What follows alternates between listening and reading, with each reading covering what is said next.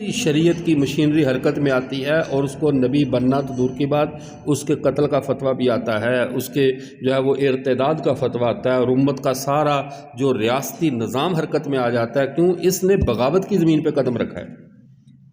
اس لیے سابقہ امتوں کی بقا نئے نبی کے ماننے میں تھی۔ سابقہ امتوں کی بقا نئے نبی کے، اس امت کی بقا نئے کے انکار میں ہے۔ ہم انکار والی امت ہیں۔ ہم کون سی امت ہیں؟ ہم نے جس کا اقرار کر لیا، اب ہماری خوش قسمتی کیوں ہے؟ یہ قرآن پاک میں اللہ تعالیٰ نے فرمایا الیوم اکملت لکم دینکم، تمہارا دین ہم نے مکمل کر دیا۔ تکمیل دین کا مطلب یہ ہے کہ کوئی نبی جو اللہ کی طرف سے مبعوث کیا جانا تھا وہ تمہاری ایمانیات کی لسٹ سے باہر نہیں ہے۔ تمہاری ایمانیات کی لسٹ سے حضرت آدم سے حضرت خاتم صلی اللہ علیہ وسلم تک جتنے نبی آنے تھے وہ سارے آ چکے، تمہارے ایمانیات کی لسٹ مکمل ہو چکی ہے، اب اس میں اضافہ نہیں ہو سکتا۔ جن کی لسٹ مکمل نہیں ہوئی تھی وہ سابقہ امتیں تھیں، ان کی زندگی، ان کی بقا، ان کے ایمانی مدار کی جو وقت تھی یا اللہ کے ہاں ان کی حیثیت تھی، وہ اسی صورت میں تھی کہ جو اللہ کا نیا نبی آئے، اللہ کی طرف سے آئے، اس پر ایمان لائیں۔ اور ہمیں کہا گیا ہے کہ تمہارا معاملات بالکل نظام ہی تبدیل کر دیا گیا نا، تمہارا نظام بدل دیا گیا ختم نبوت کی وجہ سے۔ ان کی بقا نئے کو ماننے میں تھی، تمہاری بقا نئے کے انکار میں ہے۔ تم نے کسی نئے کو نہیں ماننا، تمہارے لیے کسی نئے کو ماننے کی کوئی گنجائش باقی نہیں رہی، اور نہ اس معاملے میں سوچنا بھی نہیں ہے، سوچنے کی بھی اجازت نہیں۔ اور یہی تو وجہ ہے اتنا لمبا عرصہ کبھی بھی کسی نبی کے بعد نہیں گزرا کہ نئی نبوت کی ضرورت محسوس نہ ہوئی ہے۔ یعنی 1000 سال نبیوں میں گزرا کوئی تو نئے نبی کی ضرورت، نئے نبی کے بارے میں خیالات آنے شروع ہو گئے کہ اب نیا نبی آنا چاہیے، اور قومیں نبیوں کی تلاش میں رہتی تھیں، قومیں نبیوں کی سرچنگ میں لگی رہتی تھی کہ کب نیا نبی آ جائے۔ 1400 سال گزر گئے، ابھی تک اس امت کی سوچ میں، اس امت کی فکر میں، ان کی ضروریات میں کسی بھی درجے میں اب یہ تقاضا بھی طبیعت میں پیدا نہیں ہوتا کہ کوئی نیا نبی آ جائے۔ آپ دیکھیں ہمارے یہاں ہمارے علاقے آپ کے ہری پور سے دیکھ لیں، 20 لوگ تبلیغی جماعت کے ساتھ جاتے ہیں۔ وہ جماعت کے ساتھ جاتے ہیں اپنے ایمان کو مضبوط کرنے کے لیے، بہتر کرنے کے لیے، اور وہ دنیا میں بے نمازوں کو ڈھونڈتے ہیں، کمزور ایمان والوں کو ڈھونڈتے ہیں کہ ہم ان کی بہتری کے لیے کچھ کر سکیں۔ ہمارے یہاں کے ڈگری ہولڈر دنیا میں تعلیم کی ڈگریاں لینے جاتے ہیں، سارا کچھ کرتے ہیں، لیکن کبھی کسی کے بارے میں سوچا کہ اب ہمارے ہری پور سے ایک جماعت نکلی ہوئی ہے، نئے نبی کو تلاش کرنے جا رہی ہے، یا نیا نبی کہاں آیا، شاید کوئی نیا مل جائے، امریکہ میں مل جائے، افریقہ میں مل جائے۔ کیا کسی جگہ پر کوئی قافلہ انسانوں کا، کوئی سرچنگ ٹیم گھوم رہی ہو اور نبیوں کو ڈھونڈ رہی ہو؟ کہیں آپ نے سنا؟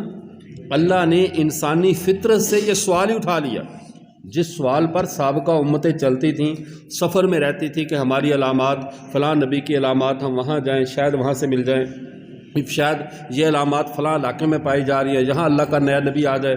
یہ امت تو کہیں بھی نہیں جا رہی نبی کی تلاش میں۔ کیوں نہیں جا رہی؟ کہ ہماری تلاش والے آپشن کو اللہ نے بند کر دیا۔ تلاش والے آپشن کو کیا کر دیا؟ ختم نبوت کا مطلب یہ ہے کہ تمہارے دل و دماغ میں بھی یہ بات نہیں آنی چاہیے کہ کسی نئے نبی کی ضرورت ہے۔ ہمارے پیغمبر صلی اللہ علیہ وسلم نے ہمیں ایسا کامل اور جامع دین ہمیں دے دیا ہے کہ اب ہمارے کسی بھی درجے میں ہمیں نئے نبی کی ضرورت نہیں رہی، نئے نبی کی ضرورت ہے۔ اور یہ جو ختم نبوت کی تاریخ ہے، ایک ہے تحریک اور ایک ہے تاریخ۔ تحریک کا تو مطلب یہ ہے کہ جب آپ کسی سے سنیں گے جس کا جتنا تھوڑا سا پچھلا مطالعہ ہوگا، کوئی 1974 سے سنائے گا کہ 74 میں یہ ہوا، تھوڑا سا کوئی پیچھے جائے گا تو 53 سے سنا دے گا، اس سے تھوڑا سا پیچھے جائے گا تو سیدنا ابوبکر صدیق رضی اللہ تعالیٰ عنہ سے تحریک کو شروع کر دے گا۔ تحریک میں اتار چڑھاؤ آتا رہتا ہے۔ تاریخ ایک متعین یعنی پوائنٹ کا نام ہے کہ یہاں سے یہ مسئلہ شروع ہوا۔ تو ختم نبوت کی تاریخ اتنی ہی پرانی ہے جتنی خود آدم نسل انسانی کی تاریخ پرانی ہے۔ نسل انسانی کی جو تاریخ ہے ختم نبوت کی بھی اتنی وہی تاریخ ہے۔ اللہ تعالیٰ نے جب عہد الست میں الست بربکم قالوا بلی، اللہ نے ساری روحوں کو جمع کیا، جمع کر کے ان سے اپنی ربوبیت کا وعدہ لیا تھا۔ تو دوسرا وعدہ کس چیز کا لیا تھا؟ کہ میرے یہ نبی حضرت محمد صلی اللہ علیہ وسلم، تم ان پر ایمان بھی لاؤ گے اور ان کی نصرت بھی کرو گے، ان پر ایمان بھی لاؤ گے اور ان کی۔ تو جس ہستی پر ایمان لانے کا کہا جا رہا ہے کہ آپ ان پر ایمان لائیں گے اور ان کی نصرت کریں گے، گویا کہ تاج ختم نبوت نسل انسانی کے اجرا سے پہلے محمد عربی صلی اللہ علیہ وسلم کے سر اقدس پہ رکھ کے نبوت سے وعدے لے لیے گئے تھے۔ تو یہ ہے ختم نبوت کی تاریخ، ختم نبوت کی عہد الست کی تاریخ، ختم نبوت کی تاریخ ہے۔ عہد الست کی تاریخ ختم، وہ ہمارے بہت ساری چیزیں ہوتی چھوٹی چھوٹی ہیں لیکن وہ سمجھنے والی، ختم نبوت کی تحریکیں اپ ڈاؤن ہوئے، تحریکیں چلتی رہیں، جہاں کسی مدعی نبوت نے دعویٰ کر دیا، تحریک چلی، مسلمانوں میں ایک جذبہ پیدا ہوا، فوراً معاملے کو سمجھا گیا، اس کا علاج کر دیا گیا، یہ تحریک ہے۔ لیکن جب تاریخ کی بات ہوگی تو جو اللہ کی ربوبیت کے وعدہ ربوبیت عہد الست کی تاریخ ہے، وہی تاریخ ہمارے پیغمبر کی ختم نبوت کے اعلان کی تاریخ ہے۔ یہ اتنی قدیم تاریخ ہے، ختم نبوت کی تاریخ ہے۔ پھر دوسرا اس کے بعد مرحلہ کب آیا تھا؟ جب اللہ نے حضرت آدم علیہ السلام کو زمین پر مبعوث کیا تھا۔ کنز العمال میں حدیث مبارکہ موجود ہے، آپ صلی اللہ علیہ وسلم نے فرمایا لما نازل آدم بالہند استوحش، جب اللہ نے حضرت آدم علیہ السلام کو ہندوستان کی زمین پر نازل کیا، انہوں نے تنہائی محسوس کی اور تنہائی کی وحشت کو محسوس کیا، تو اللہ نے حضرت جبرائیل علیہ السلام کو بھیجا۔ تو یہ بھی ہمارے لیے کہ اعزاز کی بات ہے کہ دین اسلام شروع اس زمین سے ہوا تھا، اس کی تکمیل جا کر سرزمین حجاز میں ہوئی ہے۔ دین اسلام کا آغاز اس زمین سے ہے جس میں میں اور آپ ہیں، اس کی تکمیل سرزمین حجاز میں ہے کہ حضرت آدم سے خاتم تک دین اسلام چلا ہے نا، تو آدم یہاں، خاتم حجاز میں۔ تو جب حضرت آدم علیہ السلام اس سرزمین پر آئے تھے تو اس وقت انہوں نے جب تنہائی اور وحشت کو محسوس کیا، اللہ تعالی نے حضرت جبرائیل علیہ السلام کو بھیجا، آپ جائیے اور جا کر اذان دیجئے۔ انہوں نے اذان دی، اذان دیتے دیتے جب رسول اللہ صلی اللہ علیہ وسلم کی نبوت کی شہادت دی تو حضرت آدم نے پوچھا کہ میں اللہ کو تو پہچانتا ہوں لیکن من محمد، یہ محمد کون ہے؟ یہ کن کا نام لیا جا رہا ہے؟ اب دیکھیے اسی زمین پہ سب سے پہلے آنے والے انسان نبی، سب سے پہلی سنی جانے والی بات اذان، تیسرے نمبر پہ سب سے پہلی اترنے والی وحی اسی زمین پہ ہے۔ اسی زمین کی ایسی خصوصیت ہے کہ اسلام کے جو بنیادی ارکان یعنی قبر ہے، جنازہ ہے، توبہ ہے، اللہ کے سامنے سجدہ ہے، اللہ کی بندگی ہے، اذان ہے، اور یہ ساری باتیں اسی دین اسلام کی اس سرزمین ہندوستان سے آغاز ہوا ہے۔ پوچھیں اسلام کب سے؟ ہم کہتے ہیں 1400 سال قبل جب اسلام آیا۔ اور بھائی اسلام 1400 سال قبل نہیں آیا، ٹھیک ہے نا، اسلام تو حضرت آدم سے آیا ہوا ہے، ٹھیک ہے۔ اسلام میں پھر اس پر بعد میں آگے بات کرتا ہوں۔ تو اسلام کی تاریخ یہ نہیں ہے، تکمیل اسلام 1400 سال پہلے ہوئی ہے محمد عربی صلی اللہ علیہ وسلم کے ذریعے، یہ تکمیل کی تاریخ ہے، یہ اس کے اسلام کے آنے کی تاریخ نہیں ہے۔ 1400 سال قبل کی تاریخ کون سی ہے؟ تکمیل اسلام کی تاریخ ہے، اسلام کے آغاز کی تاریخ نہیں ہے۔ آغاز تب سے جب حضرت آدم اس زمین پر آئے تھے، ٹھیک ہے۔ اور پھر دوسری بات یہ بھی ذہن میں رکھیں، یہاں پہ اسلام کس تاریخ کو مکمل ہوا ہے؟ اسلام کس تاریخ کو؟ تاریخ بھی تو ہو سکتی ہے نا۔ اسلام 9 ذی الحج کو مکمل ہوا ہے۔ کس تاریخ کو مکمل ہوا؟ 9 ذی الحج کو نبی کریم صلی اللہ علیہ وسلم پر یہ آیت اتری تھی، الیوم اکملت لکم دینکم، آج کے دن تم پر دین کو مکمل کر دیا گیا ہے۔ تو 9 کے بعد عدد کوئی نہیں ہے، اعداد میں آخری عدد 9 ہے، چونکہ ادیان میں آخری دین دین اسلام تھا، تو ادیان میں آخری دین جب اسلام تھا تو اعداد میں بھی اس تاریخ کا خیال رکھا گیا کہ جو عددوں میں آخری تاریخ ہو، آخری عدد ہو، اور آخری عدد 9 ہے، بڑا عدد 9 ہے، اس کے اوپر عدد کوئی نہیں ہے بڑا۔ وہ واقعی تو پھر گنتی مرکبات کی ہے نا کہ 10 کیسے بنتے، 1 اور 0 کو ملاؤ 10 مل گئے، 2 1 کو ملا دو 11 بن گئے، تو وہ تو آگے مرکبات ہیں، لیکن اعداد میں آخری عدد کون سا ہے؟ اور جب عددوں میں وہ آخری عدد ہے تو دین اسلام کا تکمیل بھی مکمل بھی اسی دن کیا گیا جس دن کے بعد عدد کوئی نہیں تھا، جس تاریخ کے بعد، اور اس دین کے بعد کوئی دین باقی نہیں ہے۔ اب آپ صلی اللہ علیہ وسلم پر یہ دین اسلام مکمل ہوا، شروع اس زمین سے ہوا۔ اب جب آدم نے پوچھا من محمد، یہ محمد کون ہے؟ تو حضرت جبرائیل نے کیا اعلان فرمایا، آخر ولدک من الانبیاء، یہ آپ کے نبی بیٹوں میں آخری نبی بیٹے کا نام محمد ہے۔ یہ آپ کے جو نبی بیٹے ہیں ان میں سے آخری بیٹے کا نام محمد ہے۔ تو یہ اعلان دوسری بار ہو رہا ہے، یہ تاریخ چل رہی ہے ختم نبوت کی۔ آغاز کب ہوا؟ عہد الست میں۔ ختم نبوت کی تاریخ کہاں سے شروع ہوتی ہے؟ عہد، اور پہلا جہاں پہ اس کا اعلان ہوا وہ حضرت آدم کے نزول کے وقت پیغمبر صلی اللہ علیہ وسلم کی ختم نبوت کا اعلان کر دیا گیا کہ محمد اللہ کے آخری نبی ہیں، ان کے بعد کوئی نیا نبی نہیں آئے گا۔ نبوت کا اعلان بھی ہو گیا۔ پھر یہ سلسلہ ہر نبی کو بتایا گیا ہر آدمی کو، ہر جو نسل انسانی قافلہ کو ایک آخری کا انتظار کر رہے تھے، آخری آنے والا ہے، آخری آئے گا، حتیٰ کہ یہ تاریخ چلتی چلتی رسول اللہ صلی اللہ علیہ وسلم کے ظہور کا زمانہ ہے۔ تو آپ جانتے ہیں نا، جو چیز معاشرے میں جتنی عام ہو جائے اس کا زمانے پہ بھی اثر پڑتا ہے، فضاؤں پہ اثر پڑتا ہے۔ آپ چڑیا گھر کے جانور جو ہوتے ہیں وہ صدائے ہوئے ہوتے ہیں، ایسی ہے نا، تو صدائے ہوئے جانور کو کس نے بتایا کہ چڑیا گھر کا شیر چیر پھاڑ نہیں کرتا، جبکہ جنگل میں یہی شیر جنگل میں تو چیر پھاڑ کرتا ہے۔ اس لیے کہ اس کو ماحول نے یہ بات سمجھا دیا ہے کہ تو صرف یہاں پہ شو پیس ہی ہے، تو یہاں پہ بطور تبرک کا رکھا ہوا، تیرا کام جو ہے نا چیر پھاڑ کرنا نہیں ہے۔ تو اس شیر کی تربیت یا چڑیا گھر میں پڑے ہوئے اس تمام جانوروں کی کیفیت، وہ ان کا سانچہ اور خاکہ تو وہی ہوتا ہے، لیکن وہ صفات ان میں نہیں ہوتی جو جنگل کے اندر ان کی اوریجنل صفات ہوتی ہیں کہ ماحول کا اثر ہوتا ہے۔ تو ختم نبوت کا ماحول زمانے میں کتنا بنا ہوا تھا؟ آپ صلی اللہ علیہ وسلم کے آنے سے پہلے ختم نبوت کا ماحول کس حد تک بن چکا تھا؟ پوری کائنات کا ذرہ ذرہ، حتیٰ کہ غالباً امام طحاوی رحمۃ اللہ علیہ نے اس بات کو نقل کیا آپ صلی اللہ علیہ وسلم کے حوالے سے کہ کوئی اللہ کے آسمان سے لے کر زمین تک کوئی چیز نہیں ہوتی ایسی جو نہ جانتی ہو اپنے وقت کے نبی کو، اور فرمایا کہ میں وہ ہوں، میں نبی ہوں، اور مجھے تمام مخلوقات پہچانتی ہیں کہ میں اللہ کا نبی ہوں۔ اتنی پہچان کیوں کروائی گئی کہ آپ صلی اللہ علیہ وسلم اللہ کے آخری نبی ہیں؟ یمن کے اندر ایک گڈریا بکریاں چلا رہا ہے اپنی چرواہا، ایک بھیڑیا آتا ہے، حملہ کر رہا ہے اور اس کی بھیڑ کو چھین کر لے جاتا ہے، اور یہ لاٹھی لے کر پیچھے بھاگتا ہے، اسے بھیڑ واپس چھین لیتا ہے۔ اب وہ بھیڑیا جس سے بھیڑ کو چھینا گیا، وہ درخت ایک پتھر کے اوپر بیٹھ کر کہتا ہے اللہ نے مجھے رزق دیا تھا اور تو نے مجھ سے چھین لیا۔ اب وہ کہتا ہے بڑی حیرت کی بات ہے، چرواہا کہتا ہے تو انسانوں کی طرح کلام کرتا ہے۔ اب اس بھیڑی نے کیا جواب دیا؟ کہا تمہیں میں اس سے زیادہ عجیب بات نہ بتاؤں؟ کیا بات ہے بھی عجیب؟ کہنے لگے اس وقت اللہ کے آخری نبی محمد صلی اللہ علیہ وسلم مدینہ میں لوگوں کو اللہ کی طرف بلا رہے ہیں اور تو ادھر بکریاں چلا رہا ہے، تو جاؤ جا کر مدینہ میں آخری اللہ کے نبی کا دیدار کرو جا کر، یہ تمہیں میں زیادہ عجیب بات۔ اب اس یمن کے بھیڑیے تک یہ بات کیسے پہنچی کہ آخری نبی آ گیا؟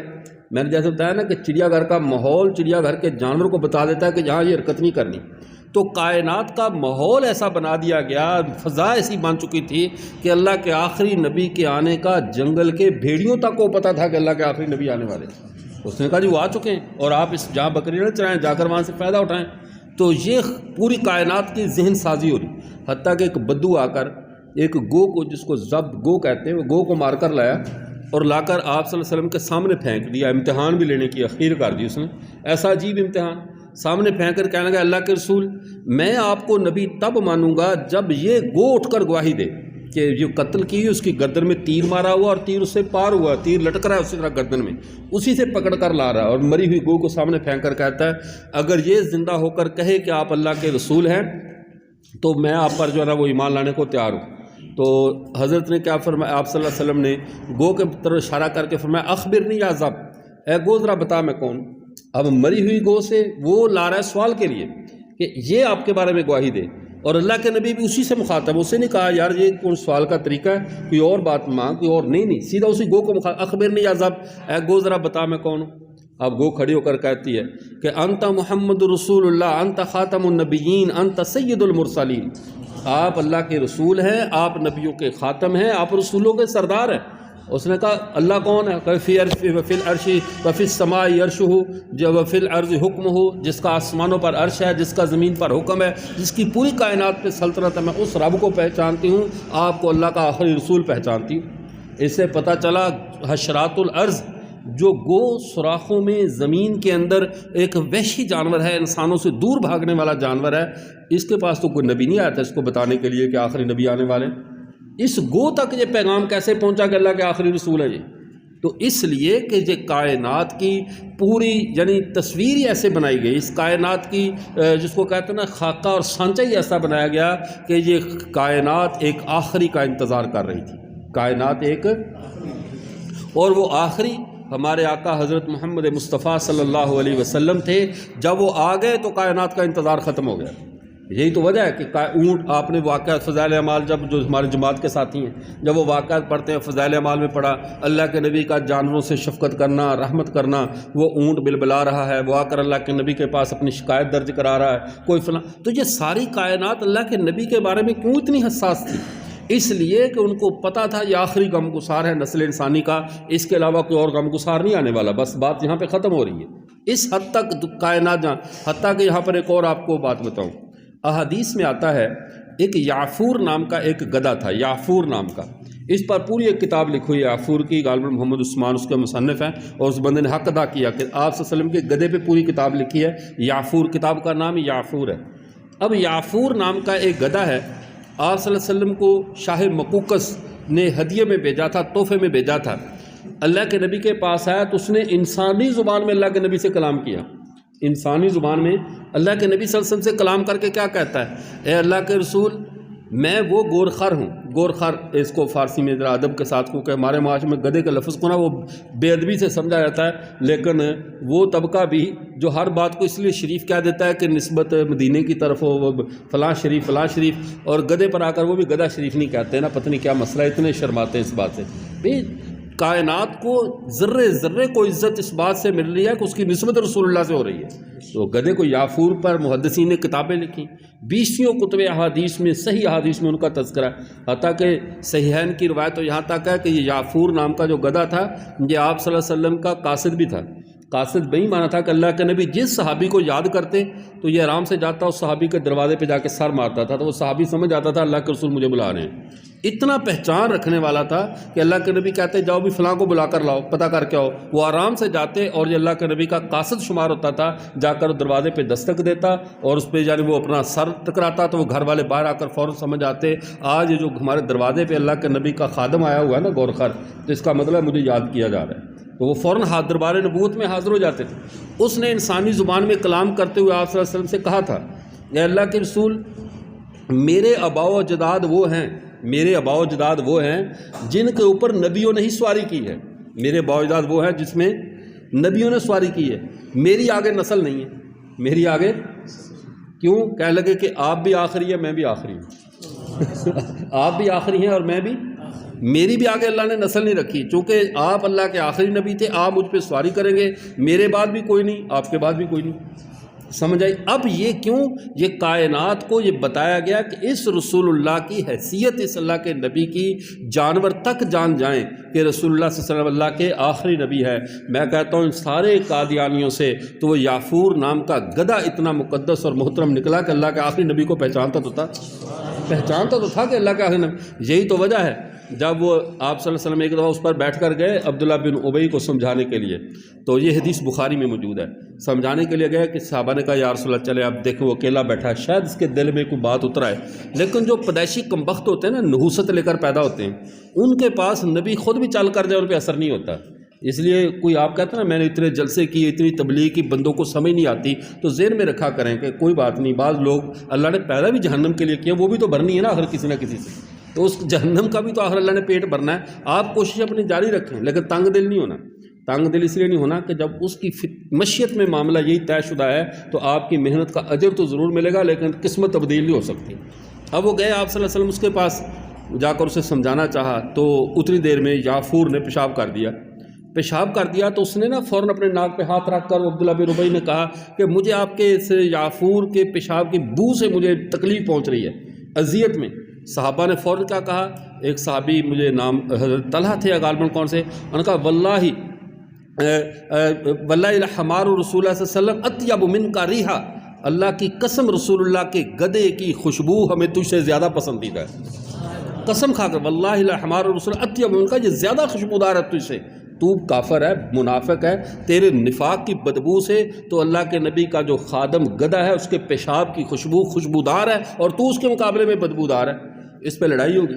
حدیث میں آتا ہے صحابہ اور وہ منافقین ایسے گتھم گتھا ہوئے، فَضَرَبَهُمْ بِالْجَرَادِ وَالنِّعَالِ، جوتوں سے، سوٹیوں سے، مکوں سے، جہاں سے، جیسے آپ نہیں لڑتے ہوتے کبھی کبھی درسگاہوں میں، تو یہ بالکل وہ منظر قائم ہو گیا تھا۔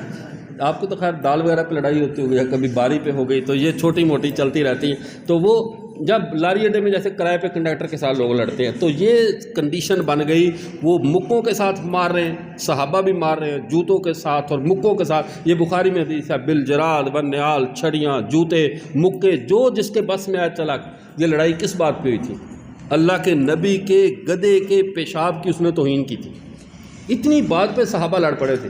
اور آج ہمیں لوگ کہتے ہیں رسول اللہ کے معاملے میں مداحنت اختیار کرو، نرمی اختیار کر لو، پیار محبت ہر معاملے میں ہو سکتا ہے، لیکن تب تک جب تک بات ہمارے نبی تک نہ آئے، جب تک بات ہمارے نبی تک نہ آئے ہر بات قابل برداشت ہے، لیکن جب یہ ہماری ریڈ لائن ہے، جو اس کو چھیڑے گا تو وہاں پھر ہم بھی چھڑ جائیں گے، پھر اس معاملے میں یہ نہیں ہوگا کہ ہم انتظار میں رہیں۔ تو بات سمجھیں، یہ نظام کائنات ختم نبوت کی جیسے ایک فریم بنایا گیا، اس فریم کے اندر ایک مزاج کے طور پہ پوری کائنات کو ڈھالا گیا کہ پوری کائنات یہ بات ذہن میں رکھے کہ محمد کے بعد کوئی نہیں، محمد صلی اللہ علیہ وسلم کے بعد، اور ان کے بعد ضرورت بھی نہیں ہے۔ ایک ہے ضرورت ہو اور ہونا، ضرورت ہو اور ہونا ایسا نہیں ہے، بلکہ ان کے بعد اللہ نے ضرورت کو بھی ختم کر دیا کہ جب تکمیل دین کا اعلان ہو گیا۔ تکمیل کا مطلب کیا ہے کہ اب اس کے اوپر کوئی بھی اضافہ ہو، کتنا بھی خوبصورت اضافہ ہو، اب تکمیل کو عیبدار کرے گا، تکمیل کے اندر وہ اچھا پہلو نہیں لے کر آئے گا بلکہ تکمیل کو بدنما کر دے گا۔ آپ سارے ماشاءاللہ کامل انسان بیٹھے، آنکھیں اللہ کی نعمت ہیں یا نہیں؟ اور یہاں پر اگر کسی کی 3 آنکھیں ہوں تو اس کے لیے نعمت ہے یا مصیبت ہوگی؟ کیوں بھائی، کیا آنکھ اللہ کی نعمت نہیں ہے؟ لیکن نعمت اپنی لمٹ میں اچھی لگتی ہے۔ 2 آنکھیں نعمت ہیں، کم ہو تو نقص ہے، زیادہ ہو تو عیب ہے۔ اب تکمیل چہرے کی 2 آنکھ ہو، لیکن اگر کسی کے ذہن آنکھ، تیسری آنکھ ماتھے پہ لگ جائے، چوتھی آنکھ ادھر پیچھے لگی ہو، یہ اس معاشرے میں نہیں، اگرچہ فائدہ ہے اس کو، وہ پیچھے بھی دیکھ رہا ہے، دائیں بائیں بھی دیکھ رہا ہے، پورا وہ کیمرہ بنا ہوا ہے، ڈرون ہر طرف سے گھوم پھر کر دیکھ رہا ہے، لیکن اس کے باوجود اب وہ قافلہ انسانی میں نہیں چل سکتا۔ فوراً چڑیا گھر والے یا عجائب گھر والے لے جائیں گے، ایک کمرے میں بند کر کے بٹھا دیں گے، اس پہ ٹکٹ لگ جائے گا، یہ عجوبہ دیکھو، یہ عجوبہ دیکھو، حالانکہ اس کو فائدہ ہوا ہے، ایک آنکھ کی زیادتی کا فائدہ ہوا ہے، لیکن اس فائدے کو نسل انسانی بطور عجوبہ عجیب نظروں سے دیکھنے کے لیے رکھ رہی ہے۔ ٹکٹ دے کر اس کو دیکھ رہی ہے، اس کی شکل دیکھو، اس کے آگے بھی آنکھ ہے، پیچھے بھی آنکھ ہے، دائیں بھی آنکھ اور بائیں بھی آنکھ۔ یہ اس اضافے نے اس کی آزاد زندگی کو بند کر دیا، تو اس کو چڑیا گھر کے پنجرے میں بند کر کے بٹھا دیا۔ ایسے ہی ہے نا، اب وہ گھوم پھر نہیں سکتا، کچھ بھی نہیں کر سکتا، کیوں؟ اس لیے کہ اس اضافے نے اس کی زندگی کی خوشیوں کو چھین لیا۔ ایک آدمی کی ٹانگیں 3 ہوں، چل لے گا زمین پہ؟ بتائیں نا بھائی، ہاتھ کی انگلیاں 1-2 زائد ہوں تو خوبصورت نہیں ہوتی، اس کے کٹوانے کے چکر میں ہوتا ہے، کہاں سے اچھا آپریشن ہوتا ہے کہ میری یہ بھائی انگلیاں تو نعمت ہے نا، تو ایک زائد ہے تو اب چھینگا بنا ہے یا ستینگا بنا ہے، 7-8 ہو گئی۔ اب وہ ایک عورت ہمارے آرے والا میں ہے، اس کے منہ میں 64 دانت ہیں۔ کتنے دانت ہیں؟ ارے 32 ہوتے ہیں نا، تو اس کے 64 ہیں، درمیان میں بھی وہ کھانا نہیں کھا سکتی۔ اس کا پورے پاکستان میں بیچارے بھاگ بھاگ کے تھک گئے، اس کے دانتوں کا آپریشن کروایا، انہوں نے کہا یہ مر جائے گی، اس کے دانت نکالے گئے، منہ پورا دانتوں سے بھرا ہوا ہے۔ اب یہ زیادہ دانتوں کا ہونا یہ خوبصورتی ہے یا بدصورتی ہے؟ اللہ نے جب فیصلہ کر دیا کہ دین اسلام مکمل ہے، اس تکمیل پر اضافہ مسلمہ کذاب کی شکل میں ہو یا مسلمہ پنجاب کی شکل میں، یہ ایسا اضافہ ہے کہ جو اس دین میں خوبصورتی پیدا نہیں کر رہا بلکہ بدصورتی پیدا کر رہا ہے۔ اور بدصورتی کا کیا مطلب ہے؟ پھر جیسے اضافی انگلی کو کاٹ دیا جاتا ہے، ایسے طبقے کو امت سے کاٹ کر جدا کر دیا جاتا ہے، کیونکہ یہ خوبصورتی نہیں پیدا کر رہا ہے نا، یہ تو بدصورت کر رہا ہے۔ کہتے اضافے، میں نے پہلے آپ سے شروع میں ایک بات عرض کی کہ اس دین کی حدود میں رہتے ہوئے ابو حنیفہ جتنا بھی اونچے اٹھ جائے رحمۃ اللہ علیہ، آسمان کی بلندیوں کو پہنچ جائیں، شریعت نہ صرف پسند کرتی ہے بلکہ اس کو پروموٹ کرتی ہے، اس کو سلوٹ کرتی ہے، اس کو عزت دیتی ہے کہ اس نے دین اسلام میں محنت کی ہے۔ لیکن ایک بندہ ایک لفظ بھی نئی بات نہیں کہتا، ایک لفظ بھی نئی بات نہیں کہتا۔ وہ کیا کیا؟ بالکل محمد عربی کا تابع، کوئی اس نے اجتہاد نہیں کیا، کوئی اس نے غور و فکر نہیں کیا، کوئی نئی کتاب نہیں لکھی، صرف اتنا کہتا ہے یہ جو بسم اللہ الرحمن الرحیم ہے نا، یہ اللہ نے مجھ پر دوبارہ نازل کی ہے، یہ مجھ پر یہ بسم اللہ دوبارہ نازل ہوئی۔ اس نے ایک بات کا اضافہ کیا کہ وحی کا کام دوبارہ شروع کر دیا، وحی بند ہو گئی، جبرائیل کا آنا کیا ہو گیا؟ بند ہو گیا۔ اب وحی کا کام دوبارہ شروع کر دیا۔ اب اس لیے نتیجہ کیا نکلا؟ امت کہتی ہے یہ بندہ کافر ہو گیا۔ حالانکہ امام ابو حنیفہ رحمۃ اللہ علیہ، امام شافعی، مالک، احمد بن حنبل، انہوں نے ہزاروں مسائل کا استنباط کیا، امت نے کہا یہ امام ہے زمانے کے، اور ایک بندے نے کچھ مسئلے کا استنباط نہیں کیا، کچھ نیا مسئلہ نہیں نکالا، صرف ایک بات کہی کہ مجھ پر بسم اللہ دوبارہ نازل ہوئی ہے، اس کو شریعت کہتی ہے کافر ہے۔ کیوں؟ اس نے اس دروازے کو کھولنے کی کوشش کیا جسے شریعت نے بند کیا، اس نے اس دروازے کو کھولا ہے، نبوت کے بند دروازے کو کھولا ہے، شریعت نے اس کو بند کر کے رکھ دیا۔ اور جس نے نبوت کا دروازہ نہیں کھولا بلکہ نبوت کے سائبان کے نیچے اڑتا رہا، شریعت نے اس کو عزت دی، چاہے وہ امام ہو یا فقیہ ہو، محدث ہو یا صوفی ہو، اس کو شریعت عزت دیتی ہے۔ تو جو بند دروازہ کھولنے کے چکر میں پڑ جائے تو اور اپنے لیے الگ سے حیثیت اختیار کرے کہ میرے اوپر یہ نازل ہوا. اور ہماری آج کل قوم اتنی فارغ ہے، سوالات بھی بڑے عجیب و غریب کرتی ہے. ایک آدمی نے واٹس ایپ پر سوال کیا، پہلا سوال کیا کہ جی میں عالم ہوں اور درس انظامی کیا بلوری ٹاؤن سے. کوئی بھی ہماری برادری اس نے ایک لکھی، میں یہاں تذکرہ نہیں کروں گا، اس برادری کا کوئی رشتہ اگر آپ کی نظر میں ہو تو ذرا بتائیے گا کہ میں نے شادی کرنی ہے، کوئی رشتہ نہیں مل رہا. میں نے کہا اچھا ہوا تو انشاءاللہ بتائیں گے. تھوڑے دنوں بعد اسی نمبر سے پھر میسج کر رہا ہے کہ حضرت جبرائیل علیہ السلام آج کل وہی تو نہیں لا رہے، کیا کر رہے ہیں؟ میں نے کہا شادی آفس کھولا ہوا ہے، رابطہ کر لو. جبرائیل علیہ السلام آج کل وہی تو نہیں لا رہے، کیا کر رہے ہیں؟ تو میں نے کہا وہ رشتے کرواتے ہیں آج کل. تو آپ کو شادی کی ضرورت ہے، آپ نے 2-3 دن پہلے شادی کے لیے میسج کیا تو ہوں تو جبرائیل نے رابطہ کر لو، تو بیاہ ہی کرا دیں. ٹھیک ہے، یعنی فضول کام. جس کام کو شریعت نے جس دروازے کو بند کر دیا اس دروازے کو بند ہی رکھا جائے گا، اس دروازے کو کھولا نہیں جا سکتا. دیکھیں دو شخصیات ہوتی ہیں، ایک ہوتا ہے محدث اور ایک ہوتا ہے مجتہد. جو شریعت کی حدود میں سب سے اونچی پرواز رکھتا اسے مجتہد کہتے ہیں، اور جو اللہ کے ارادوں میں علم تکوین میں اونچا اڑتا اسے محدث کہتے ہیں. محدث نہیں، یہ جو حدیث محدث یعنی جو الہام کا بادشاہ ہو، الہام کا، تصوف کا سب سے اعلیٰ ترین درجے میں اوپر صاحب کشف و کرامات ہو. نبی کریم صلی اللہ علیہ وسلم نے کیا فرمایا؟ لقد کان فیما قبلکم من الامم محدثون، پہلی امتوں میں محدث ہوا کرتے تھے. اور محدث کہتے ہیں یکلمون اللہ دون الانبیاء، کہ وہ نبی نہیں ہوتے لیکن وہ اللہ سے کلام کرتے ہیں. نبی نہیں ہوتے، اللہ سے ہم کلامی کا ان کو شرف ہوتا، اسے محدث کہتے ہیں. نبی نہ ہو اور اللہ سے بات چیت کرتا ہو، نبی نہ ہو اور اللہ سے بات چیت کرتا ہو، اللہ اس کی دعائیں اللہ قبول کرتے ہوں، جو کہتا ہو جاتا ہو، تو اس کو محدث کہتے ہیں، اللہ کے ارادوں میں اونچا اڑنے والا. فرمایا لقد کان فیما قبلکم من الامم محدثون، یہ بخاری میں حدیث ہے. فرمایا پہلی امتوں میں محدث ہوا کرتے تھے. فَيَكُنْ أَحَدٌ فِي أُمَّتِي فَهُوَ عمر بن الخطاب، اگر میری امت میں کوئی محدث ہے تو عمر بن خطاب ہے جو اللہ سے بات چیت کر لیتا ہے. میری امت کا محدث کون ہے؟ جب محدث کا یہ اتنا بڑا درجہ کہ اللہ سے بات کر سکتے ہیں، تو اللہ کے رسول نے اگلی بات کیا ارشاد فرمائی؟ فرمایا لو کانا بعدی نبی اللہ کانا عمر، اگر میرے بعد کوئی نبی ہوتا تو عمر ہو جاتا. اس سے پتہ چلا جب اللہ سے بات چیت کرنے والا بھی نبی نہیں بن سکتا تو اب نبوت کا دروازہ بند ہے. اب کسی کے لیے کوئی گنجائش باقی نہیں رہی، کسی کے لیے کوئی راہ باقی نہیں رہی. تو ختم نبوت کے اس عقیدے کو سمجھ لو کہ یہ امت ختم نبوت والی ہے. پہلی امتیں اجرائے نبوت والی تھیں. پہلی امتوں کی بقا اس بات میں تھی کہ نئے نبی کو مانے. ہماری بقا اس بات میں ہے کہ نئے نبی کا کیا کریں؟ انکار کریں. میں نئے کی قید لگا رہا ہوں.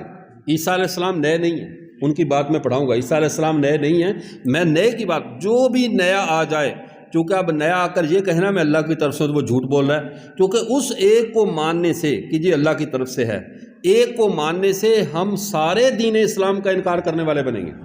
کیونکہ قرآن نے کہا نیا نہیں آنے والا، دین مکمل ہوگا، تکمیل کے بعد کیوں بھیجیں؟ ایک کام مکمل ہو چکا ہے. اب مجھے آپ کو یہ بتاؤ، آپ میں سے کوئی ساتھی دورہ حدیث والے ساتھی ہیں؟ کوئی کون سے ہاتھ کھڑا کریں؟ سابعہ والے، سابعہ سے نیچے چلے. آپ میں سے جو اب اس سال سابعہ والے اگلے سال دورہ کر لیں. دورے کے بعد اگر آپ کو پھر کہا جائے دوبارہ اولا میں بیٹھ جاؤ، کون بیٹھے گا پڑھنے کے لیے؟ یہ 8 سال اور پڑھ لو. اب تخصص کی طرف تو بڑھتے ہیں کہ مزید اختصاص، مزید بہتر. اب آپ کو کریمہ ببخشا ہے برحال ما، چلو شاباش دوبارہ فارسی پڑھو. پڑھے گا کوئی؟ جب اللہ نے نسل انسانی کے لیے دین کو مکمل کر دیا، ہم کوئی پاگل ہیں کسی نئے کے پیچھے بھاگے کہ دوبارہ سے دین کے ہمارے جو وضو کے مسائل ہمیں دوبارہ سکھائے، استنجے کے مسائل دوبارہ سکھائے، ہمیں ساری باتیں دوبارہ بتائے. ایک مکمل PhD ہولڈر کبھی بھی جا کر پہلی دوسری کچی پکی کی کلاسوں میں نہیں بیٹھتا. ہر نئے نبی گنتی شروع سے کرتا ہے. ایسی ہے نا نظام عالم تبدیلی، یہ تھوڑا کرتا ہے یہاں تک پچھلا نبی لے آیا، اس سے آگے میں لے کر چل جاتا ہوں. شریعت کے معاملے میں نبی اپنی شریعت لے کر آتا ہے، اس کی شروع سے ابجد ہوتی ہے، الف با سے دوبارہ شریعت شروع ہوتی ہے. تو جب ہمارے دین پر اللہ نے تکمیل کی مہر لگا دی، اس کی تکمیلیت کی ڈگری ہمیں دے دی گئی ہے، تو یہ امت کوئی پاگل نہیں ہے کہ کوئی نئی آواز اٹھے ہم اس کی طرف منہ اٹھا کر چل پڑیں. کیوں بھائی ہم پاگل ہیں؟ PhD بندہ ڈاکٹر ہو، اپنا اس کا ہاسپٹل ہو، سارا کچھ ہو، اور دوبارہ جا کر کسی کمپاؤڈر کے پاس کھڑا ہو جائے مجھے ٹیکہ لگانا سکھا دو. یہ کوئی عقل مندی کی بات ہے؟ اس لیے امت مسلمہ کسی بھی درجے میں نئی نبوت کی نہ ضرورت مند ہے، نہ محتاج ہے، نہ اس کے دل و دماغ میں کوئی تقاضا ہے. دل و دماغ میں بھی تقاضا نہیں ہے. ہمارا کون سا مسئلہ اٹکا ہوا ہے؟ نبی کی ضرورت کا پیش آتی ہے جب کوئی معاملہ پھنس جائے. جب کوئی معاملہ پھنس جائے، حد سے بڑھ جائے بات اور آؤٹ آف کنٹرول ہو جائے، مجتہدین علماء کے بس سے بات نکل جائے، تو ضرورت نبوت محسوس ہوتی ہے۔ ہمارے پیغمبر نے کوئی ایسی ضرورت چھوڑی نہیں ہے جسے قانون کے درجے میں بتا کر پوری نہ کر دیا ہو تو ہمیں نئے نبی کی ضرورت ہے۔ یہ صاحب کشف ساتھی بیٹھے ہوئے آنکھیں بند کر کے تصور کر رہے ہیں دور نبوت کا، شاید ہم یہ ان کے بارے میں بدگمانی نہیں کریں گے کہ وہ سو رہے ہیں، یہ بدگمانی تو ہم کر ہی نہیں سکتے نا، یہ اچھا گمان رکھتے ہیں کہ وہ لذت میں آپ صلی اللہ علیہ وسلم کو زمانے کا تذکرہ کر رہے ہیں کہ جب قرآن اتر رہا تھا۔ اب تو ان کی نیند بھی اڑ گئی۔ جی تو اچھا بات کو سمجھے۔ اب ختم نبوت کی تاریخی پس منظر یہ ہے کہ آپ صلی اللہ علیہ وسلم اللہ کے آخری نبی ہیں، ان کے آنے پہ دین کو مکمل ہونا تھا۔ یہی وجہ ہے آپ صلی اللہ علیہ وسلم پر اللہ نے ایک اور کام بھی کیا۔ ایک اور بات کو ایک اور نقطہ زاویہ سے سمجھے۔ سابقہ امتوں کو اللہ نے کتنے انبیاء دیے ہیں؟ 1,24,000 نبی، 1,24,000، اور ہر نبی کے بدلے میں محمد عربی صلی اللہ علیہ وسلم کو ایک صحابی دیا گیا۔ ہر نبی کے بدلے میں، دنیا کلوز ہونے سے پہلے دونوں رخ دیکھ لینا۔ اب پہلی امتیں خوش قسمت تھیں، کسی نے ایک نبی کا زمانہ پایا، کسی نے 2 کا پایا، کسی نے 4 کا پایا، کسی نے ایک نبی کی زیارت کی۔ جنہوں نے حضرت ابراہیم کا زمانہ پایا، ساتھ ہی حضرت لوط کا زمانہ بھی تو پایا نا علیہ الصلوۃ والسلام کا۔ جنہوں نے موسیٰ کو دیکھا، ساتھ ہی حضرت ہارون کو بھی تو دیکھا ہے۔ یہ امت خوش قسمت ہے جسے ریئل سٹوری کے طور پر اللہ نے 1,24,000 نبیوں کی زیارت صحابہ کی شکل میں کروا دی۔ اور یہ بات میری نہیں ہے، یہ بھی بات عرض کر دوں، یہ لوگ ہمارے ہاں یہ بھی ایک ہوتا نا جو ذہنی دیوالیہ پن، کوئی نئی بات ہو نا جس پہ لوگ سبحان اللہ کہیں گے ھذا ما الہمنی ربی، یہ مجھے اللہ نے الہام کیا، تاکہ سارا پیکج کریڈٹ اپنے پاس رکھیں۔ یہ بات میری نہیں ہے، یہ حضرت مولانا قاسم نانوتوی رحمۃ اللہ علیہ کی بات ہے کہ حضرت نانوتوی نے فرمایا اللہ نے ہر نبی کے مزاج پر اللہ کے نبی کو ایک صحابی دیا تھا، ہر نبی۔ اب آپ اچھا ایک صحابی ایسے ہیں، بلکہ 2 کی بات کرتا ہوں۔ ایک صحابی ایسے حضرت عمر رضی اللہ تعالیٰ عنہ، ہر نبی میں ہر صحابی میں ایک بات سابقہ انبیاء کی پائی جا رہی، سابقہ نبیوں کی ایک بات۔ جیسے حضرت لوط کے بعد حضرت عثمان کے بارے میں آپ صلی اللہ علیہ وسلم نے خود فرمایا، پہلی امتوں میں اگر کسی نے اہل و عیال کے ساتھ ہجرت کی تھی تو وہ لوط علیہ السلام تھے، اگر میری امت میں کسی نے ہجرت کی ہے تو وہ عثمان ہے، یعنی عثمان حضرت لوط علیہ السلام کی اس مزاج میں، مزاج ہجرت میں اہل و عیال کے ساتھ حضرت ان کے تابع ہوئے۔ اسی طرح کسی کی صفت کسی نبی کے ساتھ، حضرت عمر رضی اللہ تعالیٰ عنہ ایسے صحابی ہیں جن میں بنو اسرائیل کے سابقہ کم و بیش 10 نبیوں کی شان ان میں جھلک رہی ہے، 10 نبیوں کی شان۔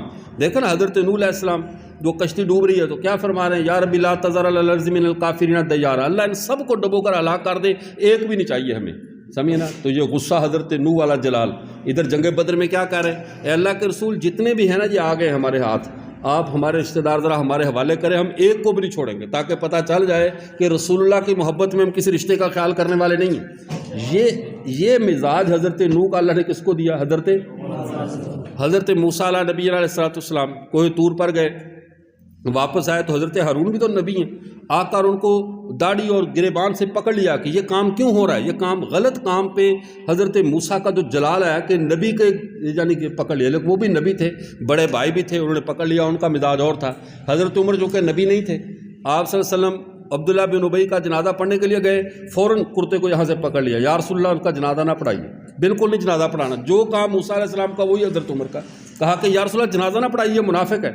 یہ خلاف تھا، یہ اختلاف تھا، خلاف نہیں تھا، اختلاف رائے اپنا پیش کیا، چونکہ عمر کا دل جو تھا نا، اللہ کے رسول صلی اللہ علیہ وسلم ہے ان الحق، جو اللہ تعالیٰ نے حق کو حضرت عمر کے دل و زبان پر جاری کر دیا ہے۔ عمر کی زبان اور دل پہ وہی بات آتی ہے جو حق بات ہو، اللہ پہلے القاء کر دیتے تھے حق یہ۔